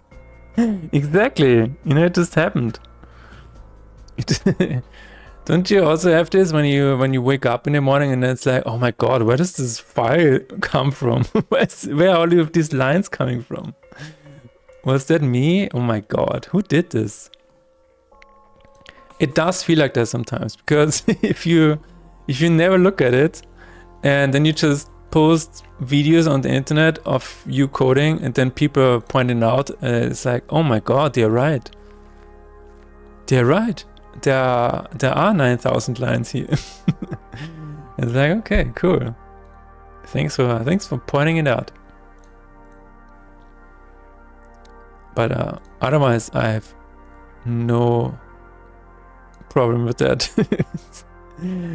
I actually always find it hilarious when people point it out, and I'm like, yeah, it's gonna grow even more. And they're like, no, why? Hello, Matt Choppy. How is it going? We were just talking about clean code. What do you think about clean code, Matt Choppy? Is your project clean? Also, for anybody who does not know Matt Choppy yet, Matt Choppy is working on a game called Shroud of Gloom. You can check it out on Steam.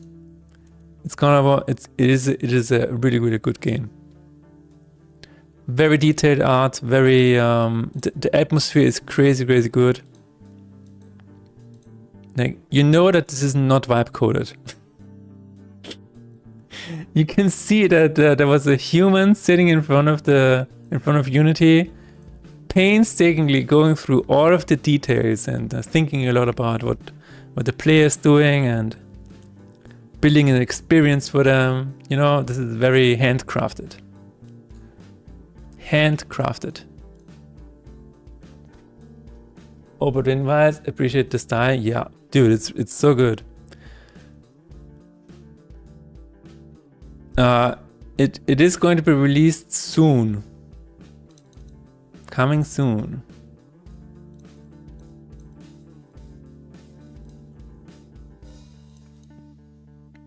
Was not vibe coded, but was coded to have vibes. Here's the headline for you. Asta reminds me of a mix of Ultra Kill and Undertale. That's an interesting way to look at it, yes.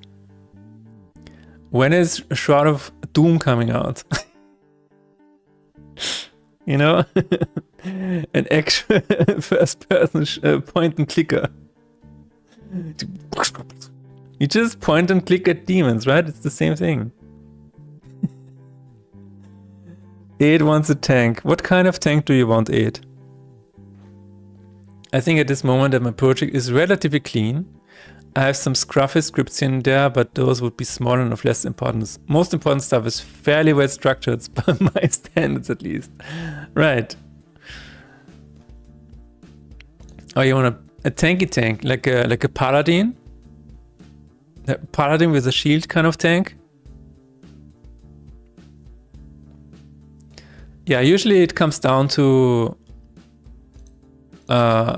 you know, since you're the only maintainer of that code base, you need to understand it. You need to live with that, right? And you need to get it to a level of cleanliness where you're happy with it and where you can still make changes to the project and not die from the process.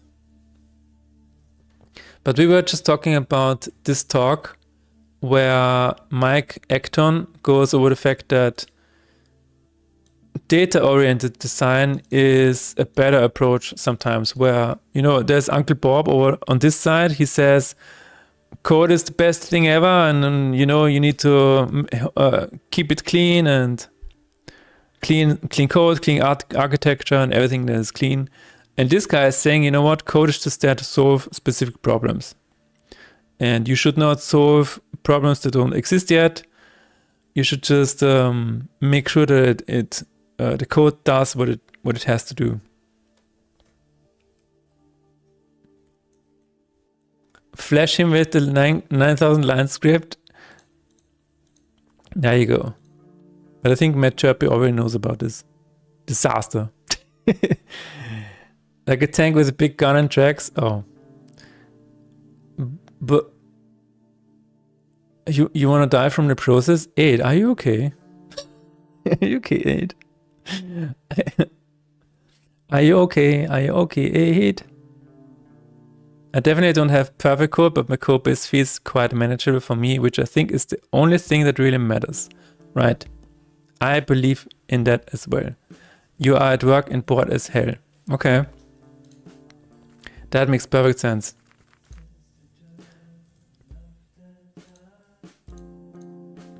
I think it's a very difficult subject because the truth is probably somewhere in the middle. Yes, I think so too, yes. It's over 9,000. If you don't care about the structure or flexibility of your code at all, then you start running into big problems later on, yes. But spending 2 years refactoring Flappy Bird isn't the answer either, it's a balance. Yeah, for this game, for example, for Faith in Despair, there was one part that prevented me from adding more features to it. So after like 1.5 years or maybe 2 years, I had to sit down and refactor this piece of code into like classes and whatever, because it was very, I don't know, you just couldn't bend it anymore. You couldn't add things to it anymore without breaking something else. So I had to separate it out and make sure that it, there's cut off all of the spaghetti inside of this one, inside of this area.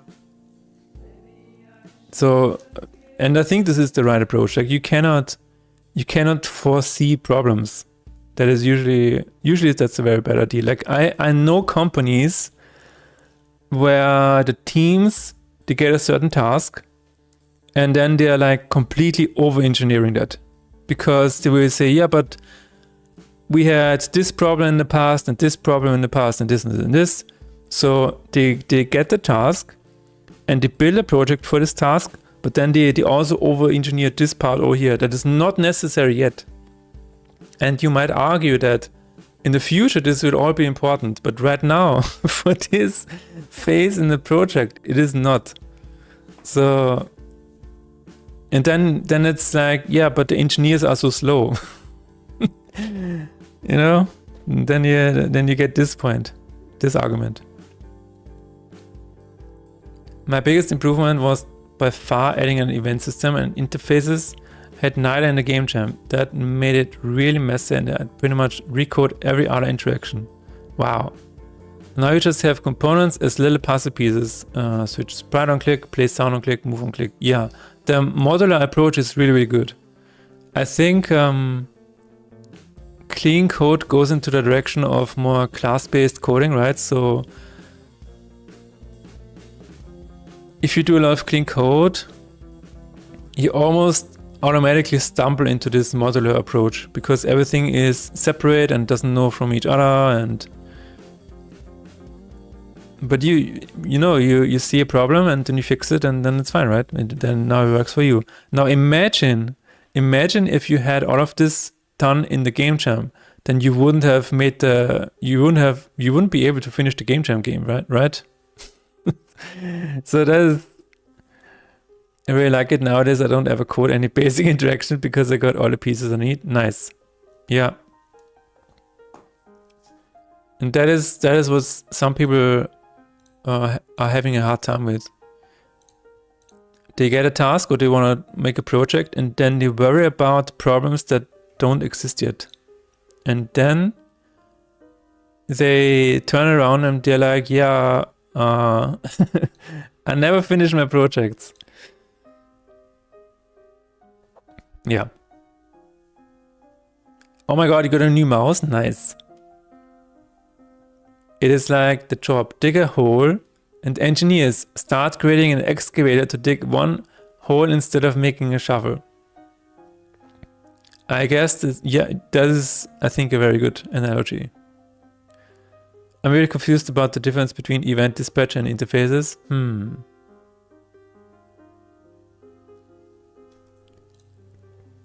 For this game, for Faith in Despair, the main mechanic was always that each card had its own gem, right? So there was no way around it. I had to make this system happen in a way that allowed me to add new ones relatively easily, because otherwise, like, this would not have been possible in the beginning. And that is why making the prototype for this game was actually very time consuming. I think it took me like a month or something like that to get this to a prototype where all of the systems were in place and you could actually see if this game would work or not. That was a really interesting experience for me. Because usually if you just want to make a Metroidvania, I'm not saying they're simple or whatever, but if you're making a Metroidvania, then maybe you just want to see if the character is jumping, and then you make a basic level, and then you say, okay, yeah, over here is the key to open this door, but to get there you need double jump, and then you get the double jump over here, and then you can fly, and then etc. etc. I think like getting to a prototype is maybe a bit easier, but for a systems game, for a systems-based game like this, it's very interesting to me that getting to a prototype where you actually get the sense of the game or the idea of the game across was a bit of a longer road than I thought it would take. I'm definitely not the most knowledgeable, but I use them for different things. Events fixed my couple singleton managers. My god. They basically only talk through events now. Whereas interfaces fixed my interactions. They used to be all inheritance. Oh. Switch sprite and move, inherited from switch sprite. Which inherited from interactor, but now if I needed just move, I had to make a new class with basically the same code. Ah, I see. So, you even had inheritance already. Thank you, Silly, for the follow. Hello. So you had, that's really interesting. You had inheritance before, and then you found out that the inheritance was actually harming you. And then you decoupled that inheritance to make it more modular. That is actually very interesting, because I almost feel like this is like a lot of people have this object-oriented versus functional, right? So I feel like you almost had this object-oriented one over here, and then you moved a little bit more into the functional direction. I don't know if that's true, but it feels like that. Basically, events removed from coupling for managers, and interface got me less dependent on inheritance. Cool. I think this is also what this guy is talking about, because he is specifically calling out Uncle Bob, the clean code, on that not everything is, a car with wheels and etc. etc. You're right. I kind of went from inheritance is overpowered to I never want to use the shit again. Yeah. Especially not in games. Yeah, it is really like that. It's kind of weird. Because coming from a software point of view, inheritance was used everywhere.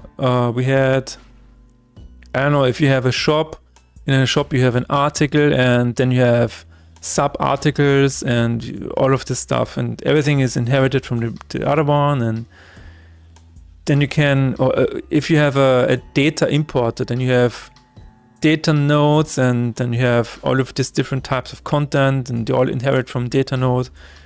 But the only thing that always happened to me is you end up with thousands of classes. I'm exaggerating, but maybe hundreds.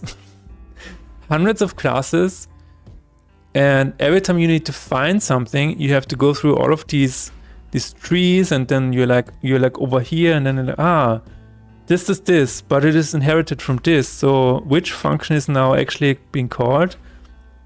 Probably the function over here, I guess, because it's not overwritten here. Yeah, I guess. So it's a lot of functionality thrown around in different files, and I don't know. In web, yeah, I guess web, if you approach it from a software point of view, which it kinda is, but I mean, for example, if you have a form, then you can say, well, you have an input, a general input class, and then from that you can derive a select, a checkbox, and stuff like that. That sometimes helps, but I still use it in some cases, but then it's only one layer deep. Never going down the rabbit hole of 6-layer deep inheritance tree again. Yeah, I think it's the same for me. Let me think about what kind of inheritance I have. I believe I have 0 inheritance. The only inheritance that I have currently is in the menu, where you have an options sub item, and then this is a slider, and the slider is maybe a bar or a select. I think this is the only inheritance that I have, and then it's probably not even real inheritance. I have no idea. The only thing that I do like is when it is really encapsulated, like for example, a card, right? Card is definitely its own class.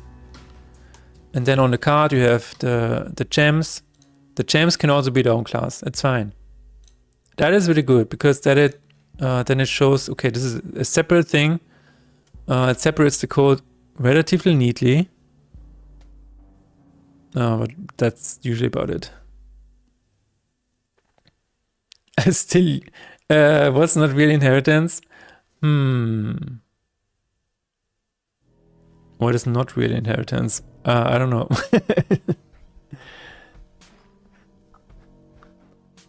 I have a mono singleton class that most big managers derive from, but that's a very simple and specific use case, which I don't mind. Right.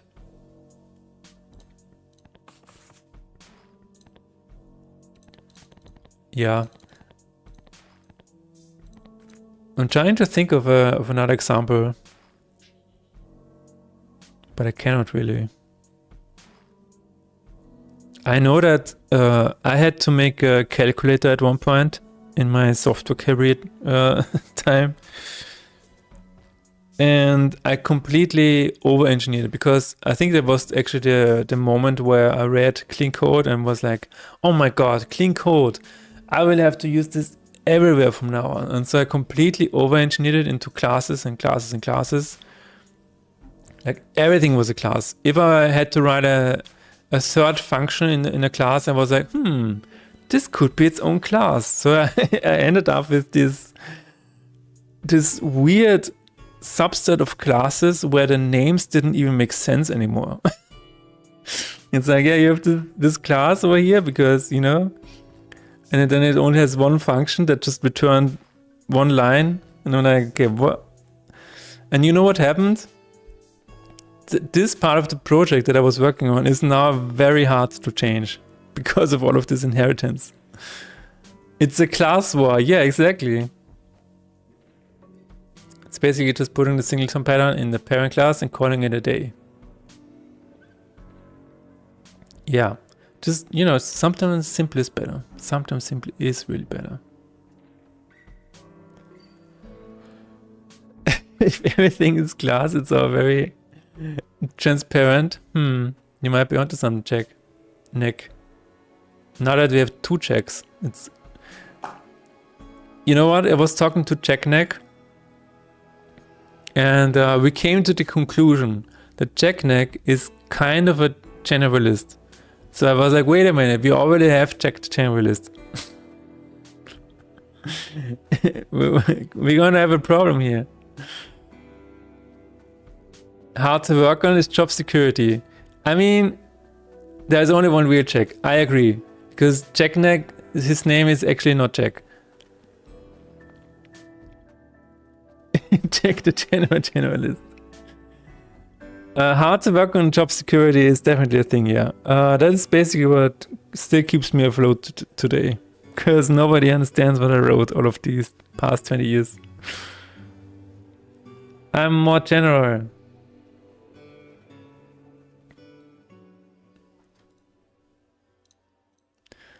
I'm more general than you.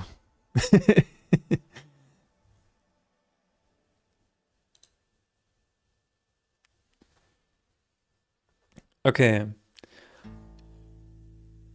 I need to rearrange the buttons, and then I'm gonna save the position, and then we will think about what I have to do next. We are slowly getting somewhere. Slowly getting somewhere.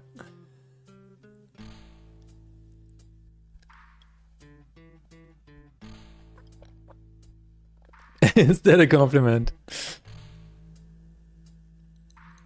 I mean, we can talk about this. Like, at Valve, there was a time, I don't know if they're still doing it, but they always liked hiring t-shirt people. T-shirt people are people who have a very general knowledge of all kinds of things, but they have one specific field that they are an expert in. So I'm not sure if, and I think about that every now and then, where I'm like, am I a t-shirt person? Am I a person who has a lot of general knowledge in one field that they are very good at? And that's always the part where I'm like stumbling into imposter syndrome. I'm like, oh my god, do I even have one thing that I'm very good at? I don't even know. Gotta head out though. Have a good one. Have a good one, Chirpy. Thank you for hanging out with us. And have a nice stream. I assume you're streaming later. It's totally fine, by the way. He's checked the channel list. Checked the channel list. No way to confuse us at all. Yes. Just, a different check altogether. You can definitely hear it in the pronunciation. Not. Okay, I'm going to put it here. I'm going to save. It's 5, right? No, it's 4.9. God damn it. 3.5, 5.9. Okay, I'm going to save this. Paste it here. And put you down a little bit. Does this change the set? Yes, it does. Inserts, it's the same picture meme. It's the same picture. It's the same picture. Or me realizing that I have no expertise in anything. Welcome to the club.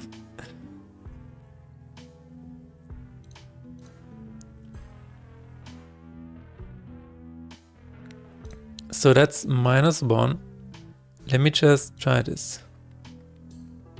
Okay, -4.5. Okay, we have both positions now. Let's paste it. Paste. What was the other one? I have this and I have this.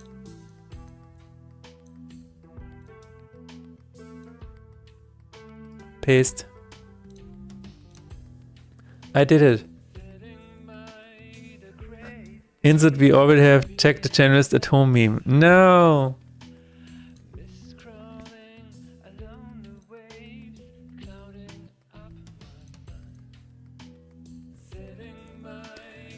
We can switch pages, but what about day number 31? Let's see.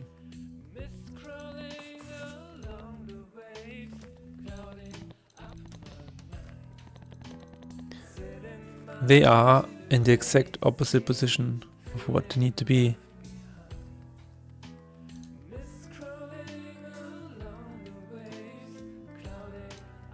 Copy that again.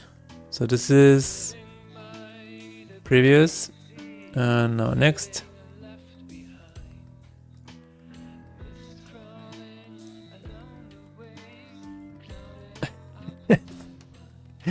Talking in memes now. This could have been a meme, guys. We should make a meme deck builder game. There is one. There is one. It is called... what is it called? Memory Cats Deck Builder Steam. There it is. Replicate. It is full of memes. Memes everywhere. Look at it. Here's the stonks meme.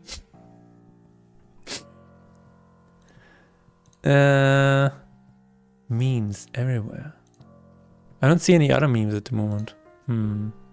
That is the shocked Pikachu meme.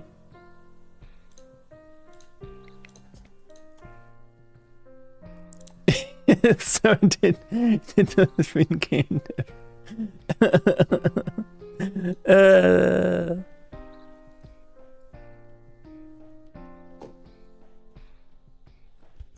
That will be a nightmare to develop. I'm sure we can figure something out. I'm sure we can figure it out. I will be right back.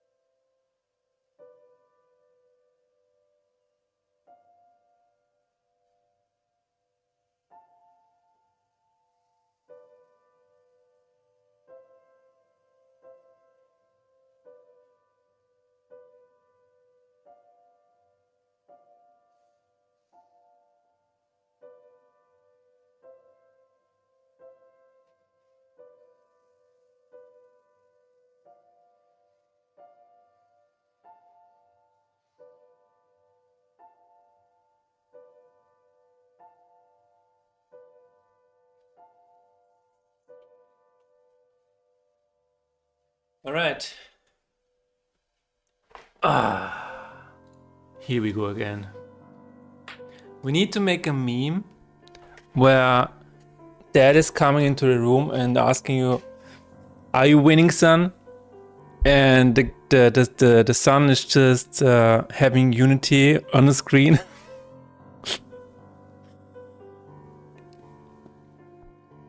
He's trying, okay? He's just trying really hard. I didn't hear anything, no.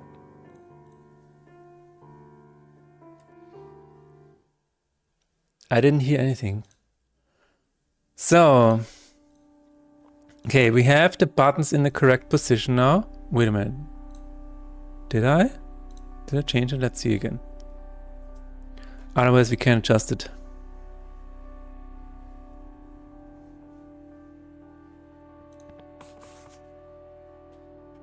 Have you seen my Discord DMs? Do I look like somebody who can look at the Discord DMs while streaming? Yes, I have. I've not read it yet, but I've seen it. Okay, it's still in the wrong direction. Okay, let's switch out the positions. Can do that. Vector 3. Unless it's something you want me to see now on stream.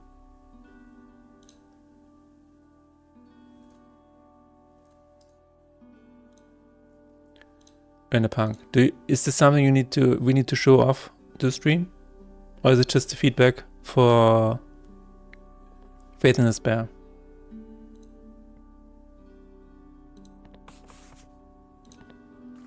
Okay, now it's better.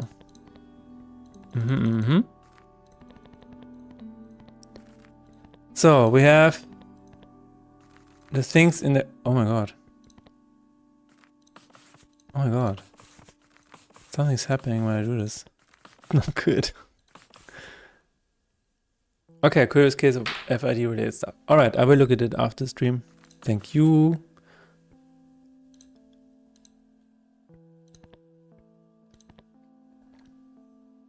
Playing with controller opened a whole new can of worms. Nice. I don't like worms. Ever since playing Slay the Spire 2, I despise worms. There are enemies in Slay the Spire 2, and every time you see enemies with worms coming out of them, or them being worms, it's never a good time. So ever since Slay the Spire 2, I'm like, you know what? Do we see some of the worm creatures here? Probably not. No.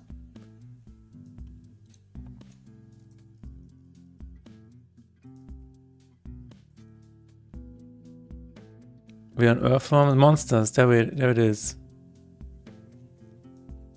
We should see the worms now. My god! Okay, these are annoying as hell, by the way. They're all annoying as hell, to be honest. But the worms... Where the hell are... huh? Where are the worms at? Oh, it's just... Oh, wait a minute, what? Are the worms all elites and bosses? That's crazy. Huh. Okay, let me find the elites. Tier list encounters, see encounters, okay. I want to see elites, please. Okay, this one. This is one of the worms.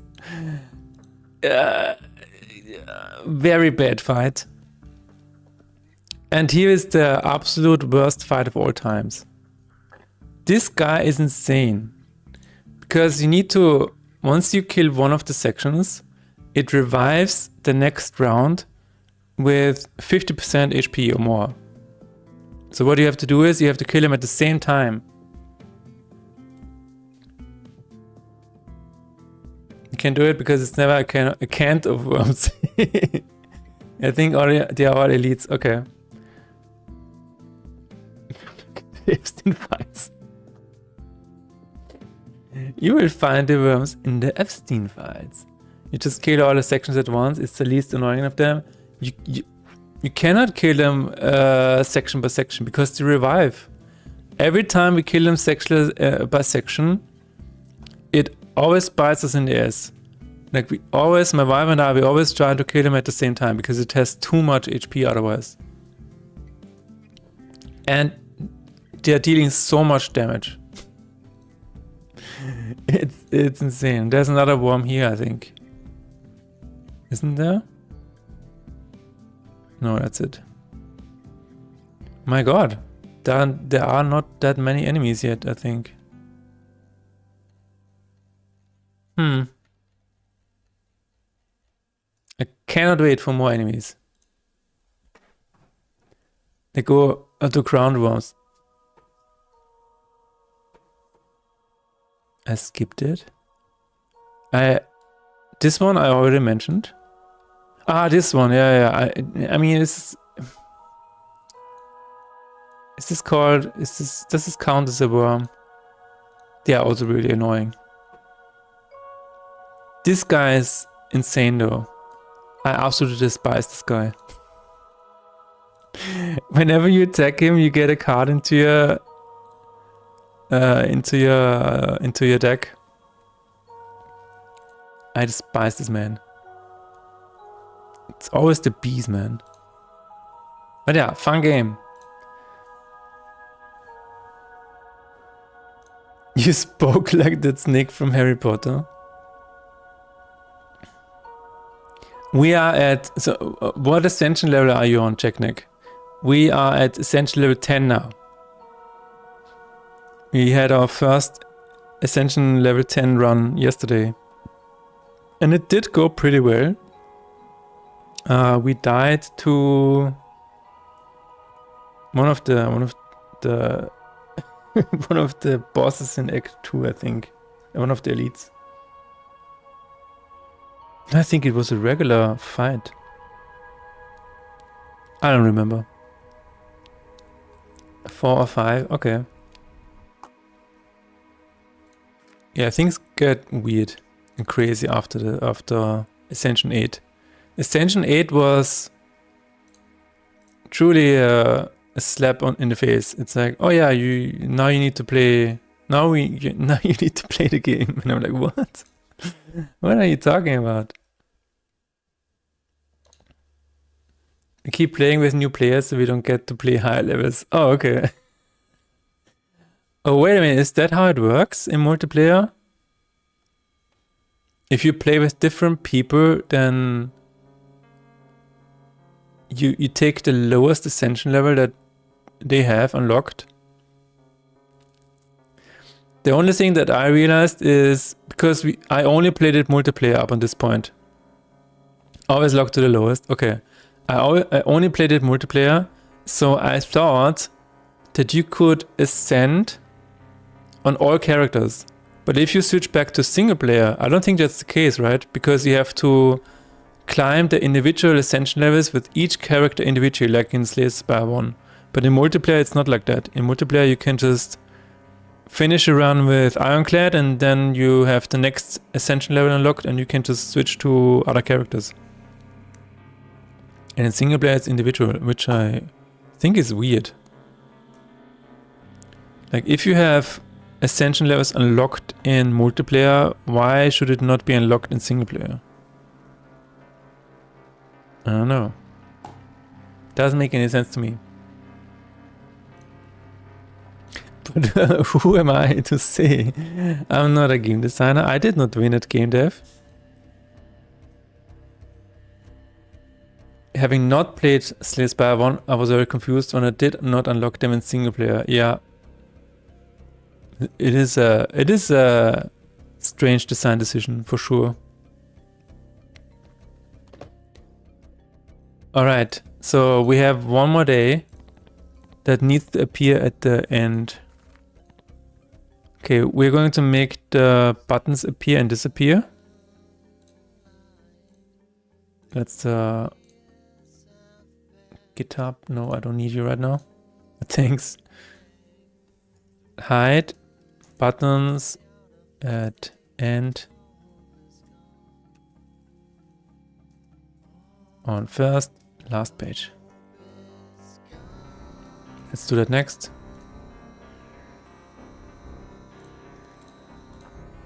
But I'm really looking forward to the changes in Slay the Spire 2.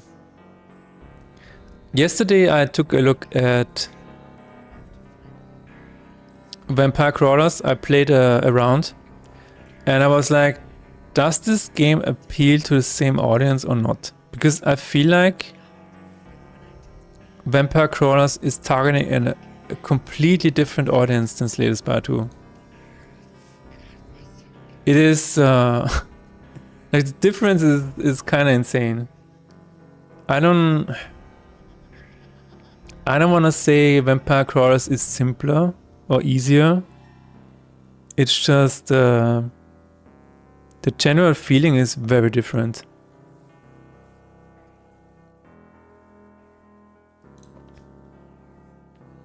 But yeah, I'm gonna keep playing it and analyzing it, because they're doing a lot of very interesting things. in terms of, you know, good old dopamine.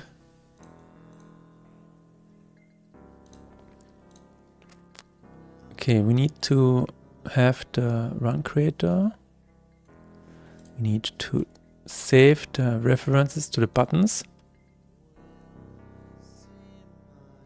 I believe it's... No, they are not here. Okay, because they were not needed. Fair. Public UI button. Next journal day. Previous journal day. Oh, actually, you know what? Should I... No, button at the beginning. Button. Just like the previous lines. Button next. Assign the references.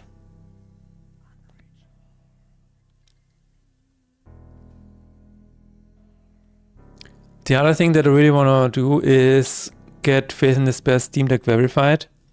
The only thing that I got in terms of feedback from Valve is that I think the only text that is too small right now is the card details text. So maybe if I can just increase the font size of them, then I will try to just resubmit it and see where it leads.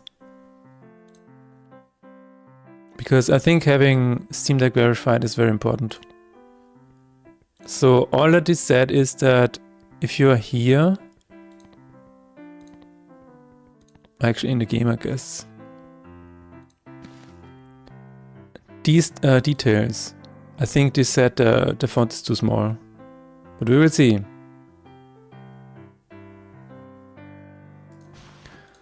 I will just give it a try. Because otherwise it is already looking very good. If you look at the Steam Deck verification, it says it is playable and the only thing that is missing, like everything else I've already done. Everything else is already working great. But some in-game text is small and maybe difficult to read. Maybe we can fix that. Or maybe not, we will see.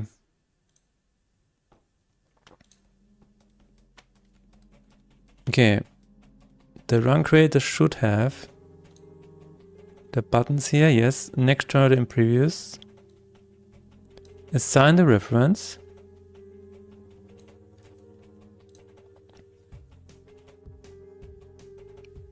And now I can... Should this be in the journal or not?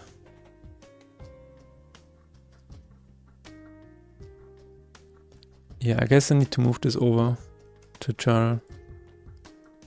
Public UI button, button next, and button previous. Let's move it to the journal class. I think that's better. And then we assign it, and then we can make sure that on the first page the previous button is not displayed, and the other way around.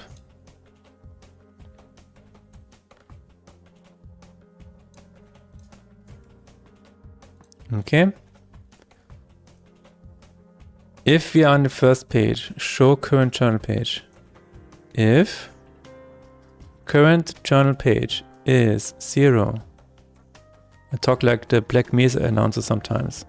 If the current journal page is 0, we will hunt Freeman. We have hostiles.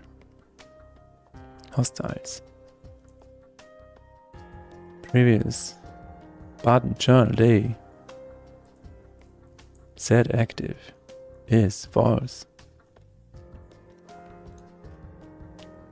If it's the last journal day, how do we even know it's the last one? I guess we have total journal pages to work with. Current journal page. -1. I guess we can say greater or equal. And smaller or equal than 0.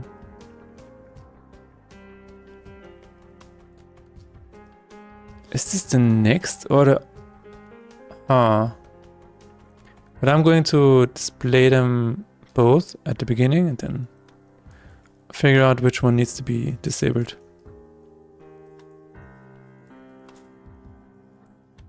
Next and preview. Wait a minute. On the first page, previous needs to be hidden, and on the last page, next needs to be hidden. Yes, that is correct. But now I think the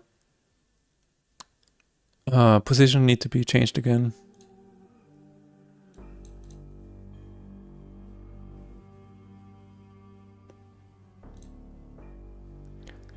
Let us see start.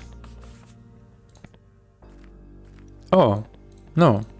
That's exactly what I wanted. Cool.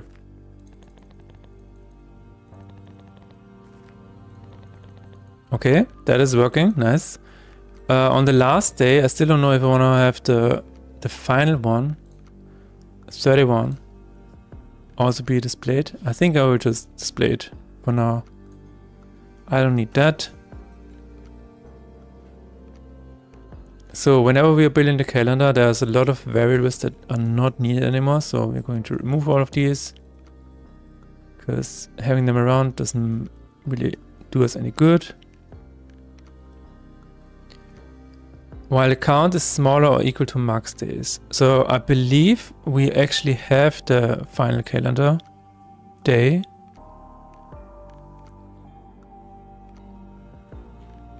It just needs to be displayed. Hide all pages. Okay, entries per page is...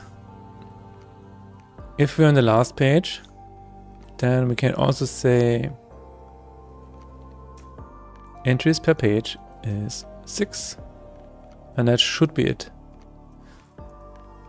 Show day 31 on the same page. That should be it. Now I might revisit that and maybe display it on a separate page, but for now this should be fine. I was actually thinking about reducing the days that you have on the journal, because even though all of the days have separate story entries and whatever at the beginning, I think I can get by if I throw out some of the days, or at least make them accessible in other ways. But that's just an idea that I had recently. Okay. Yeah, okay, this is not working yet.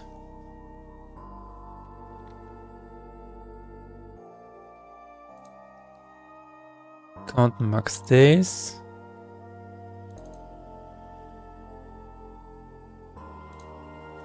And day count is smaller than max days minus -2 or whatever. Let's just do -3. That should be it. And then the last one is also on the same page. In the right position. So we have this and we have that. And then we can focus on the design, I think, because the functionality works.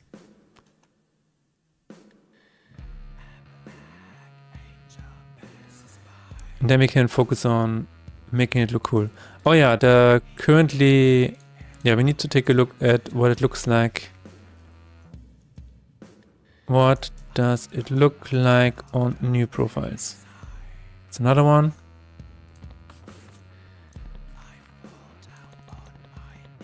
Okay, this is here. That looks like crap at the moment, but that's fine.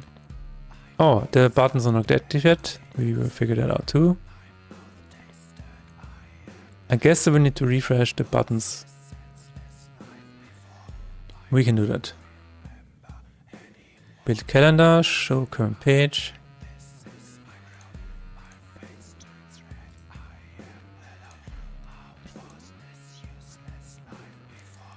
I don't remember anymore. Somewhere in here there's a menu that gets yes, okay. We're going to do the same. We're going to do the same after. Can we do that here? We don't have the menu. What do we have? We have the card manager. We don't have the run creator. Oh, no, we do.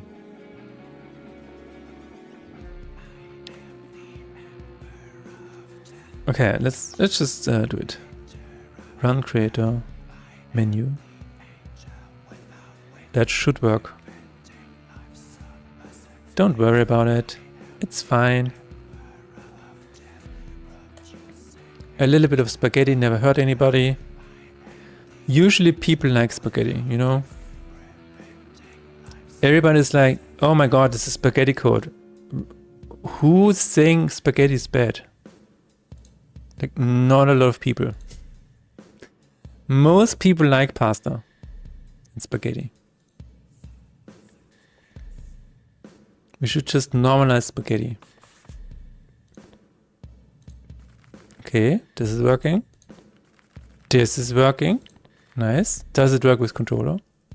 No. No.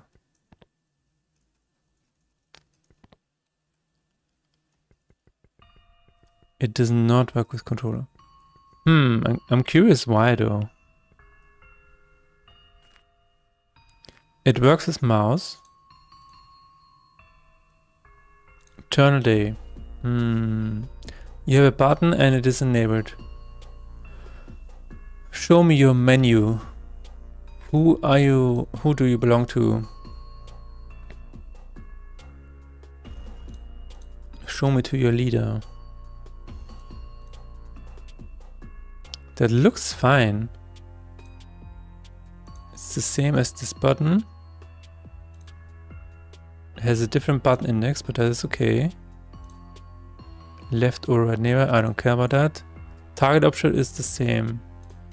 It should work. Famous last words. I am definitely navigating on some kind of button with that. Just wondering which one.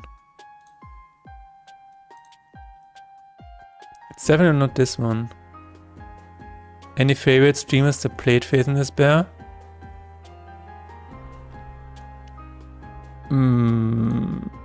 I mean, the best one for me personally was Wonderbot. That was really, really cool because it was not a sponsored thing or whatever. I think we sent him an email, but he didn't ever respond or whatever, and maybe just picked it up by himself. I have no idea. But this was one of the highlights, definitely. That was really cool. The other one that I really liked, you know, a lot of small creators also played it, or a handful at least. This one was really nice, and there's another one that I really liked that I just forgot. I'm still going through that one because I'm trying to learn, trying to get some notes out of this one. But the Wonderbot one was really surprising because, again, not a sponsored video, it was just something that happened. That was really, really cool.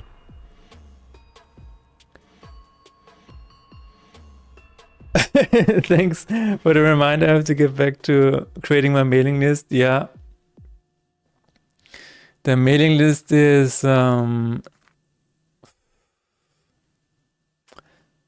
I have a mailing list. I will not show it because, you know, there's some emails on here, but I did reach out to 50 creators at first myself, and that was so exhausting that I just hired somebody to do it for me. And I'm so glad I found him, or found this person. Because he was like, yeah, I can do it. I can do it. I sent you a streamer that plays exactly this type of games on Discord. Okay, let me check that out because I'm curious. Maybe I know his name. Because then I can tell you we probably sent him a...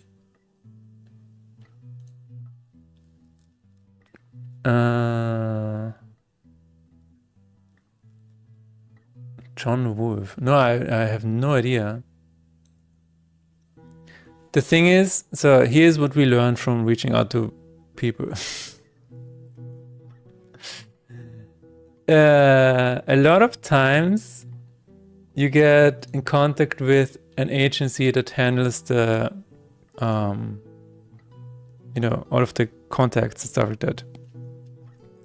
And then a very peculiar dance starts where it's like, do you have a budget? I'm like, yes, I have a budget. What is your budget? Well, how much does it usually cost? I don't know. Tell me your budget first. What kind of budget do you have? Well, how much? You know, what is your usual rate? Do you have a special discount for indie dev creators? Yeah, we do, but yeah, just tell us your budget first. John Wolf is a decent content creator and sometimes a streamer. Yeah, we will try.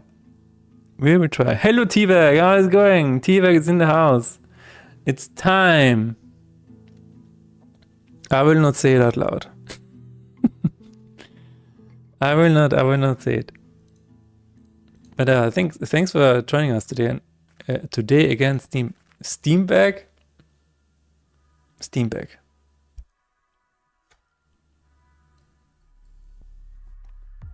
I'm currently working on an update for the interface. I want to have it look like something like that, where you can see the art of the starter deck somewhere in the background. We're going to add a few cool, nice words here, maybe a bit of a flavor text.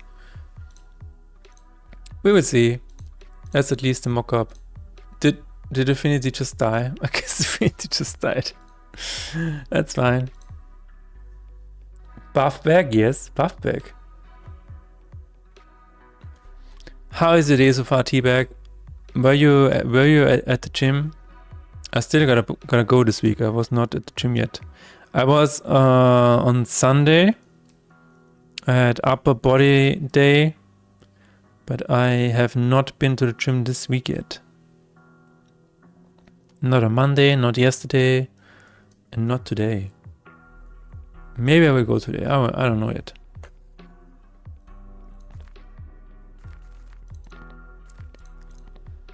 What is happening when I choose this though? It says show pick journal day. Okay, so something is happening here when I pick this. Hello Nixinale, how are you?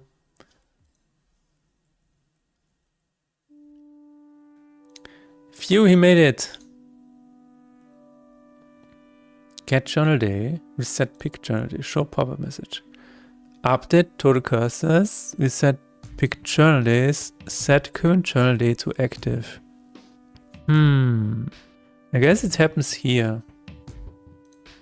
Like when I click this, all of the other ones get set to active, which we do not want. Weather is utter garbage today. Oh, wow. Wasn't very productive at work as a result. Nice.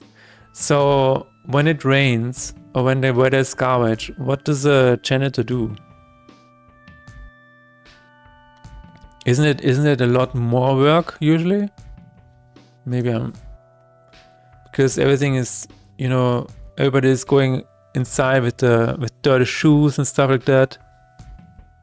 That must be it must be so aggravating. I just cleaned this, you know.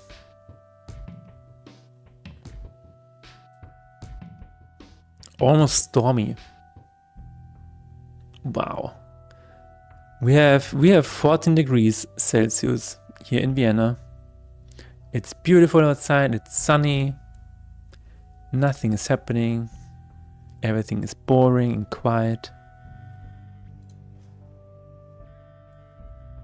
But you know what? Sometimes boring and quiet is just the best.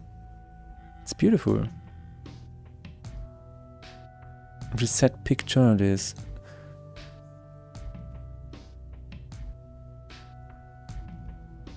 Set active.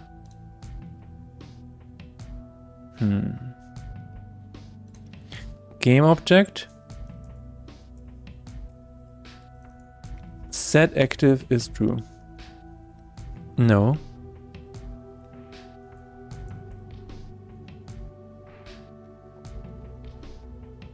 Hide all pages. Set active. But day is not a game object, is it? No, it's not. It's not a... It's not. Ah! Is it? No, it's not. Something... Oh, wait a minute. Enable button. Oh! Oh! Oh, that's it. I see. Okay. We should not be doing that.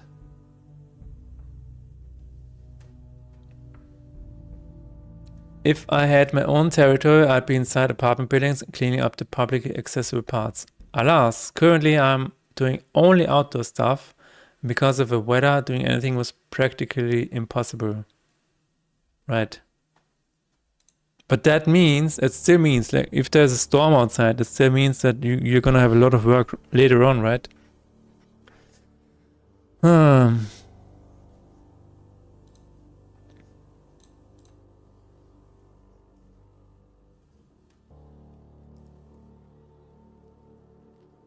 Enable button.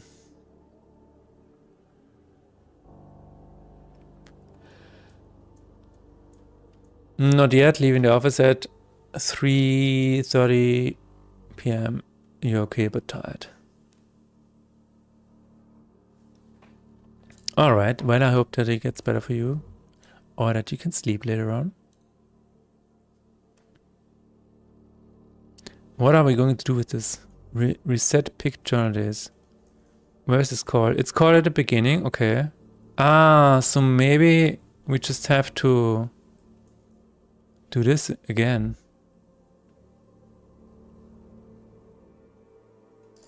Where is this called?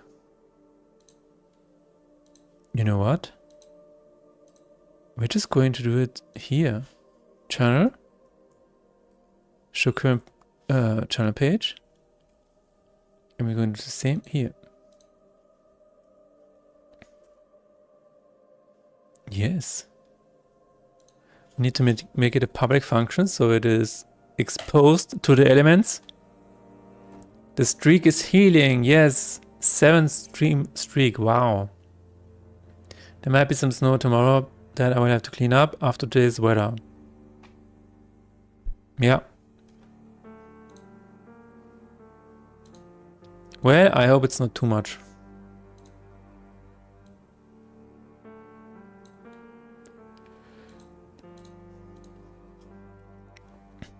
We were talking about not wanting to be at a job with just sitting at the PC all day, but I think Nix and Ali would probably prefer having a job like this, right?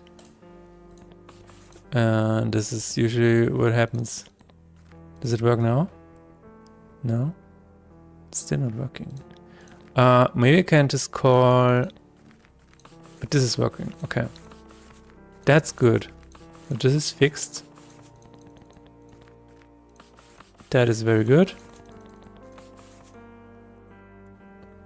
Wind right now is average of 12 miles per second with gusts of about 80 miles per second. But what is that in kilometers?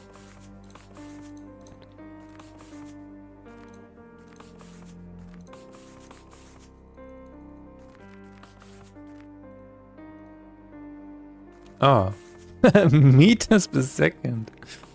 I see.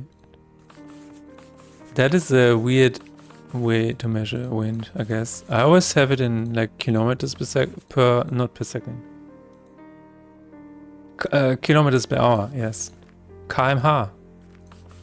km/h. I'm also not in America. We have wind measured in km/h. Wetter ORF. And we can go to wind. See? Kilometers per hour. 12 miles per second. I guess we die. It does sound like a lot. Okay. I'm just curious why this is not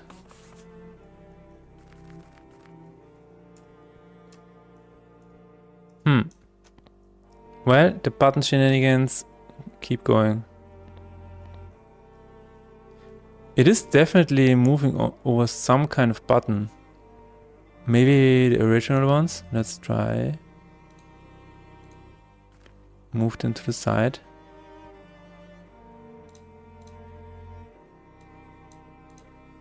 Is it? Yeah, that's it. Yeah, okay. So the original ones are still here. I guess what I need to do is in the showing the current page, we also need to say button previous journal day. Enable button? Is that it? Yes, okay. So we need to say disable button. And here we can say the same. That's just weird.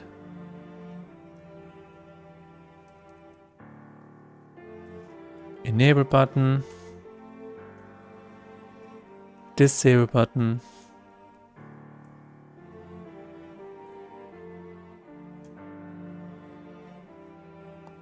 I was basically fighting the wind and snowfall was so dense I had a hard time even seeing buildings across the street. That's crazy. That's insane, dude.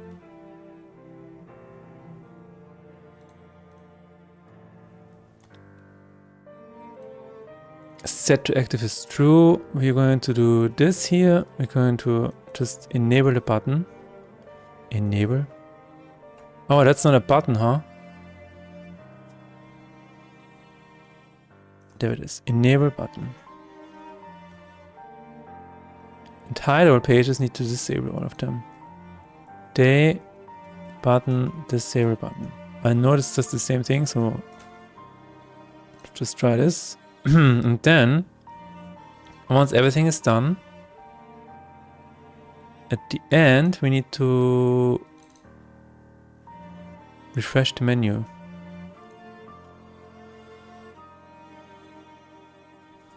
So maybe we can just do it in show.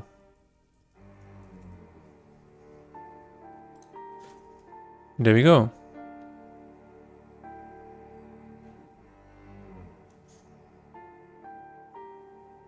I guess. We will see.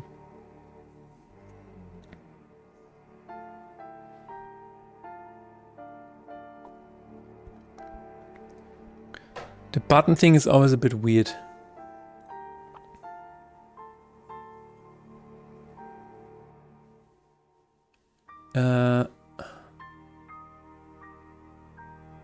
Vibe coding. Oh my god.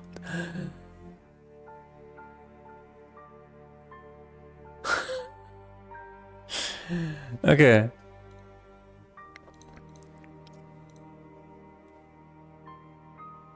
I was stuck to thinking what the hell is ASI soon Sun Allied States of India simulated. Yeah, my brain was like, don't even read it. Just skip it. This is usually how I handle this. It's like, oh, I don't understand this. Just keep going. Ah, there it is. It works. Oh my god, it's beautiful. It is beautiful. It just works. I just completely destroyed the previous button though. How did I do that?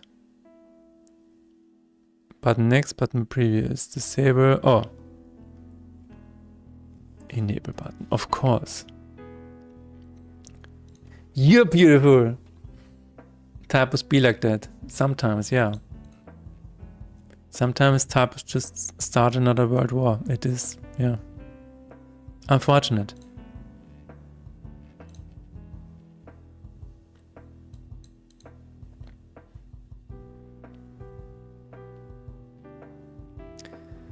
Okay, I have 10 more minutes, or maybe 5, and then I will have to leave because I'm going to talk to Jack about a game called Faith in Despair and about what to do in terms of making the game a little bit better. And we're going to do that in private this time. because we're going to be screaming at each other. No, we are not all talking later. So, unfortunately, this time we are going to talk in private. We, you know, we have to sit down and talk. It's because, yeah, not the other one. No, you're not the generalist. The generalist. Check.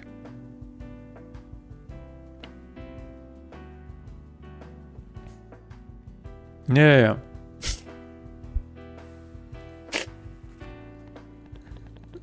It would be so hilarious if I was like, yeah, in 10 minutes I'm going to be talking to Techneck. And Techneck is like, what? What are you talking about? I'm like, yeah, we're going to have a call. And Techneck is like, I didn't agree to that. And I'm like, you didn't have to. It's just gonna happen. It's just gonna happen. But Techneck, I still kind of, I'm still kind of waiting on what you think of the proposal. So you can, we can talk again, or you can just write me a message whenever. Okay, I'm trying to think what the next step will be. I think the next step is going to be, because clicking is now working, even though the button is not responding correctly yet. But I think this is, yeah, Affinity died. Affinity is like, I'm out, see ya, that's it.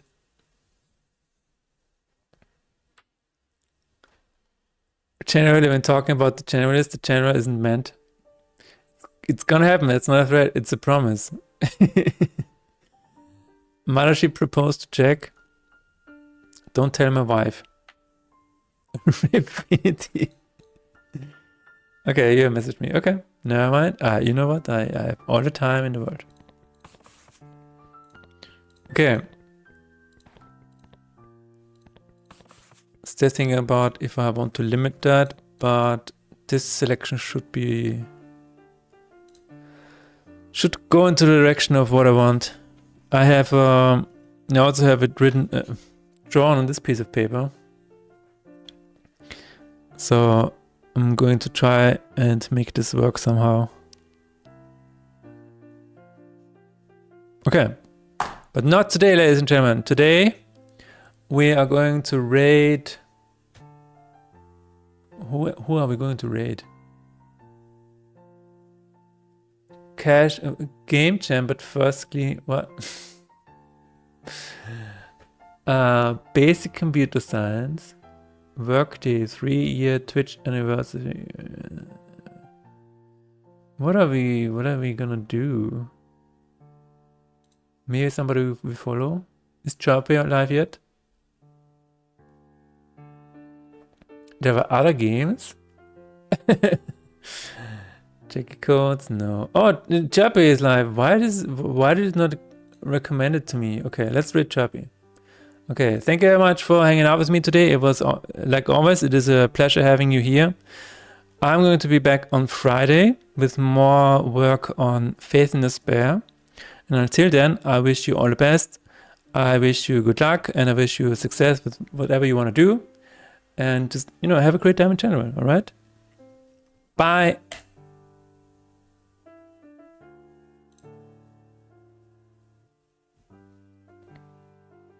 So that the text